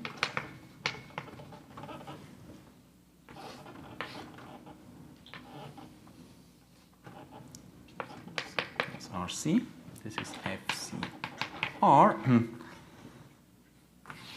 So what, namely what you would have, just slightly, so if C equals minus 3 over 4 over 3 over 2, then you would have this situation. Then you would have here with here touch. And so it follows that RC is less than 1 over 3, 1 over 3 for C less than minus 3 over 4, 3, 2. And in view of that, so you see that Q dot dot dot 2 of 0 is actually less than 0. Yeah, so yeah, it's a bit tough proof of Birkhoff. But so what did we see? Let's summarize what we have seen. Really going to the third derivative.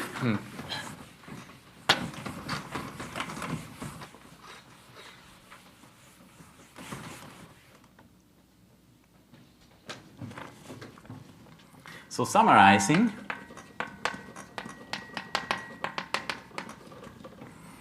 we have Q2RC of 0 is 0, Q dot 2RC of 0 is 0, Q dot dot of 2RC of 0 is 0, And the first non-zero term is the third derivative. This is less than 0. So we go a bit below. So there exists epsilon bigger 0 such that Q2 RC of t is less than 0 for t in 0 epsilon. This a bit like this.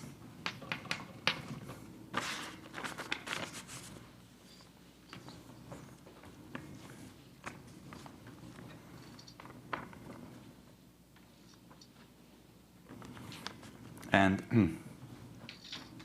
then, because of this, we see that if we are very close to RC, then we go first a bit above, but everything is continuous, so we also have to go below. And that then shows that as assumed by contradiction,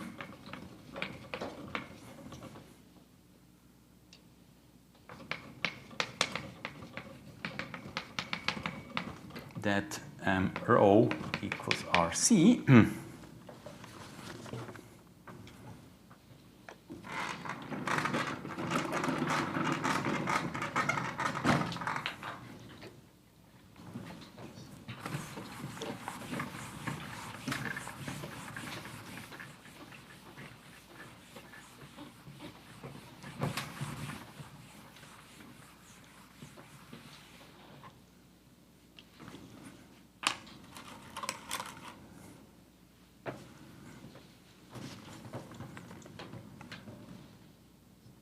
Then by claim 3, we know that for all r less than rc, q1 r tau r is 0. So we have here minus rc, so we have here minus r, so we have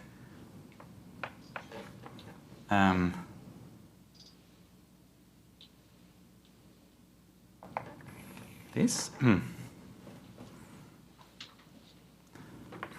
So that means that Q2 RT is bigger or equal to 0 for all t in 0 tau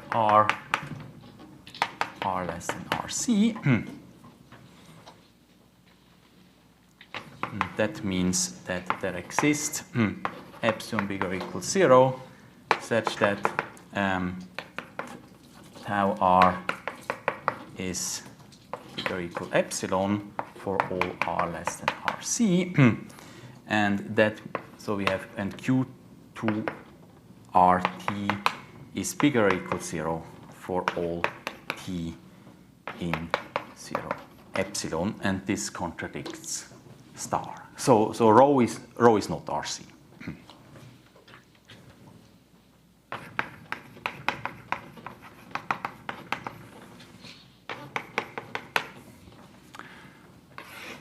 So what we now proved is the existence of this collision.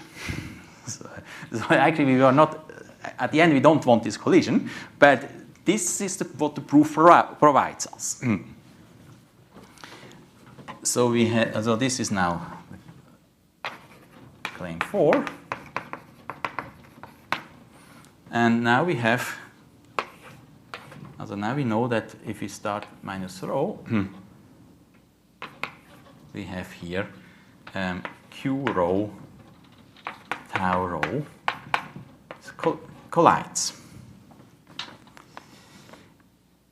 And then if we do r just before, we didn't have collision yet, so we've still hit the x-axis, but now we are very close to the collision. Then if we are very close to the collision, we again have the Kepler problem.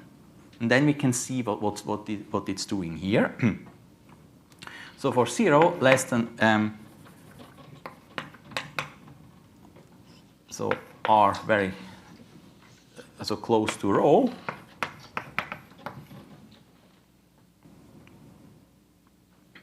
we have this minus rho, and here we have minus r. Here is the Earth, and now then we have an orbit which makes almost collision, so it goes like this.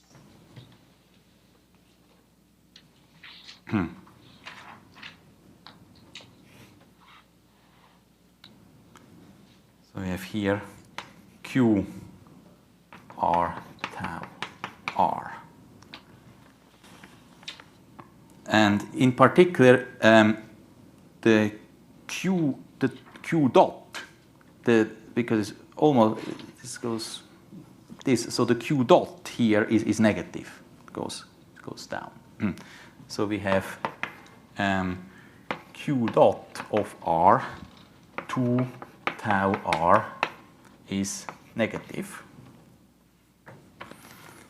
And on the, so that's if we are very close to rho.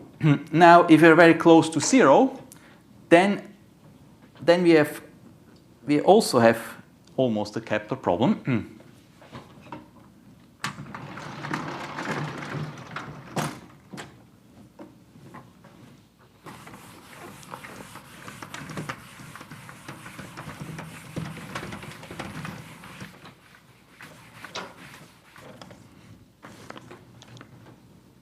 So for 0 less than r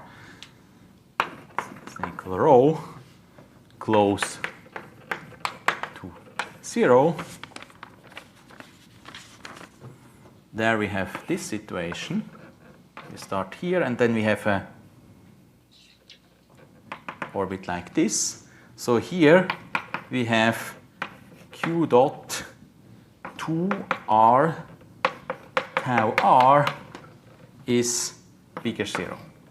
So now we have this derivative is once bigger 0 and once less than 0, but it's a continuous function of r. Now by the intermediate value theorem, it has to be 0 once. So in intermediate value theorem,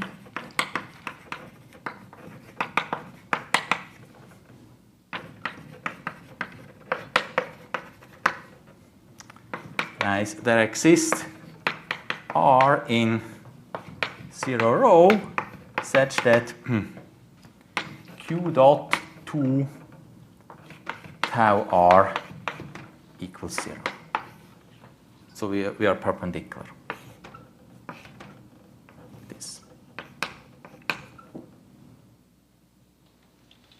And this proves the theorem. So that's how, and I think it's quite good, 1915, because this actually, some version of the Weinstein conjecture, even for a non-compact manifold, because it can take out the collisions. So he a quite subtle argument, but so Birkhoff proved this existence of this retrograde orbit. And so I did this just for the Hilslunder problem. Birkhoff has another argument which is even more involved than this, to also do the existence of the retrograde for the actual restricted three-body problem. So what Birkhoff uses there you have one symmetry less. So you don't have the symmetry at the y-axis. And so what Birkhoff does, he does kind of double shooting. He shoots from the left and the right, and then has to make sure that they hit same angle once. So yeah, I didn't explain this because if you're a numerical analyst, you can basically follow this idea here. So you don't need to go as far as Birkhoff to actually go to the collision. You just need what you need to check is you go your first above, and then you start shooting here your first angle like this, and then you continue. At some point you will have angle like this. Then you know somewhere in between you had to be perpendicular, and then you make your step size smaller, and then you find this. So it's very easy actually to numerically find these things. But of course, if you do this numerically, you just do it. You have to fix an energy, and you fix a mass ratio, and so on. Then you don't know if this really works. You just let the computer do and see, okay, it's good. But here, Birkhoff really gives an argument that it works. And for the direct one, you can also do it numerically. You can also shoot in the opposite direction. But Birkhoff's proof doesn't work. So there is no proof that you always get the direct one. And so Birkhoff made a conjecture. So Birkhoff conjectured that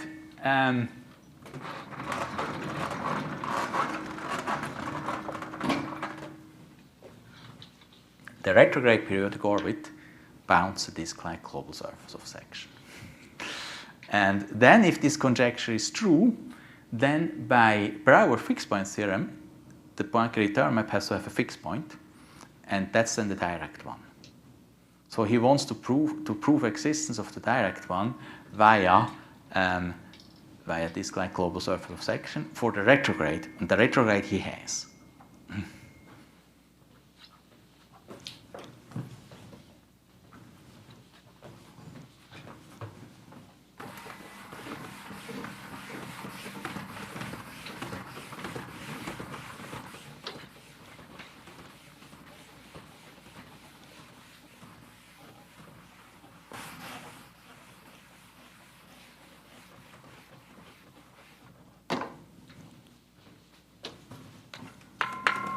Birkhoff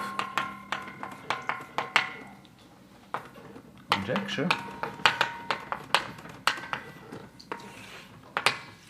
also below first critical value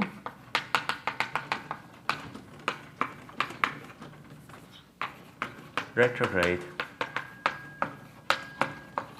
bounds global surface of section.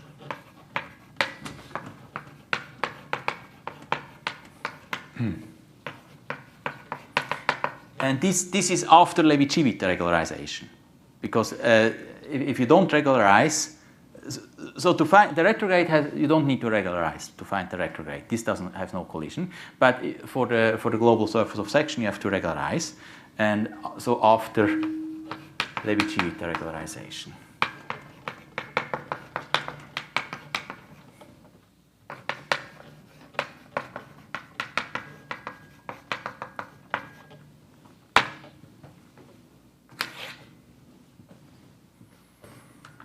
And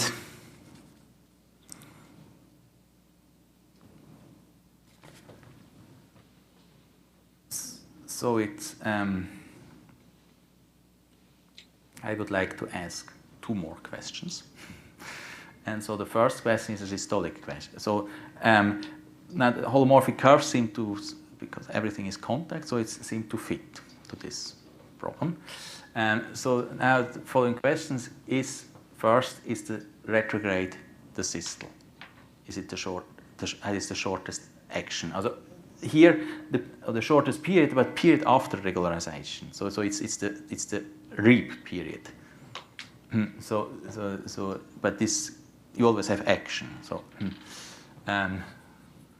question 1 is retrograde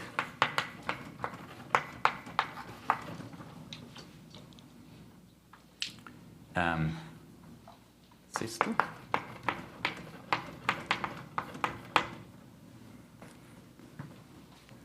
Then this fast finite energy planes cannot break. You have compactness. And question 2 is, so both questions are kind of independent, but both questions could be used to prove this conjecture. Question 2 is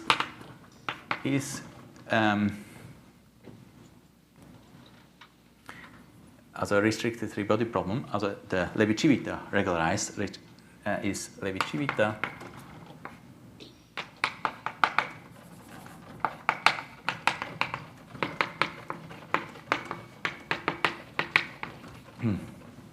restricted three-body problem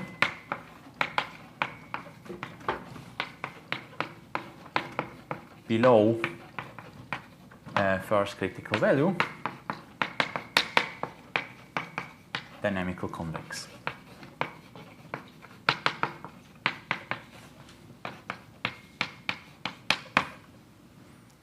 And so now there is something you can try to do is, so because Levi-Civita embedding gives you already a star-shaped hypersurface, then you can ask, when is this star-shaped already convex? And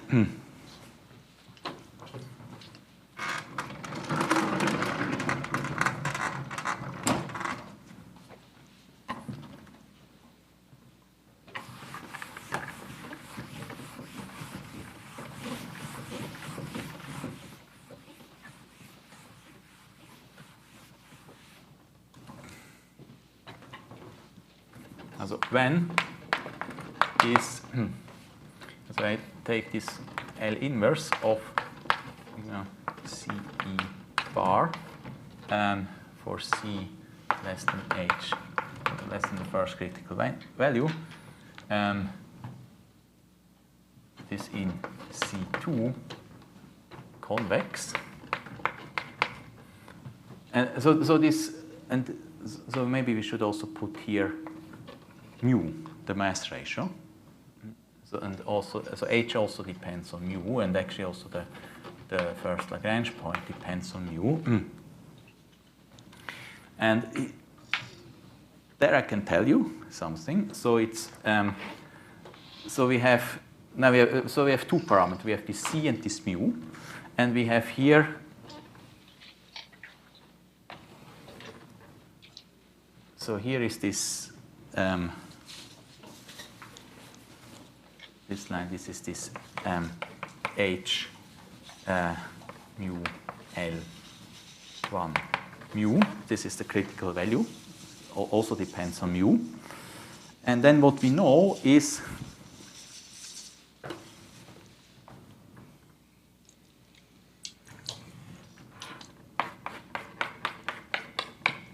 here is convex.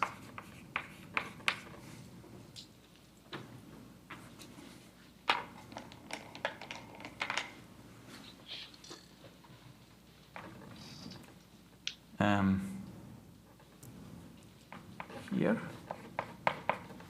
blue one, not convex.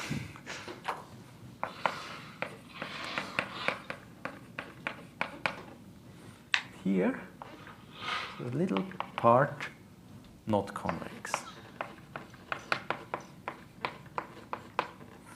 And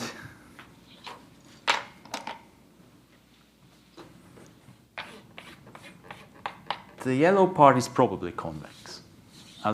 So here you can prove, but here is difficult to check. Here you can show that it's not convex.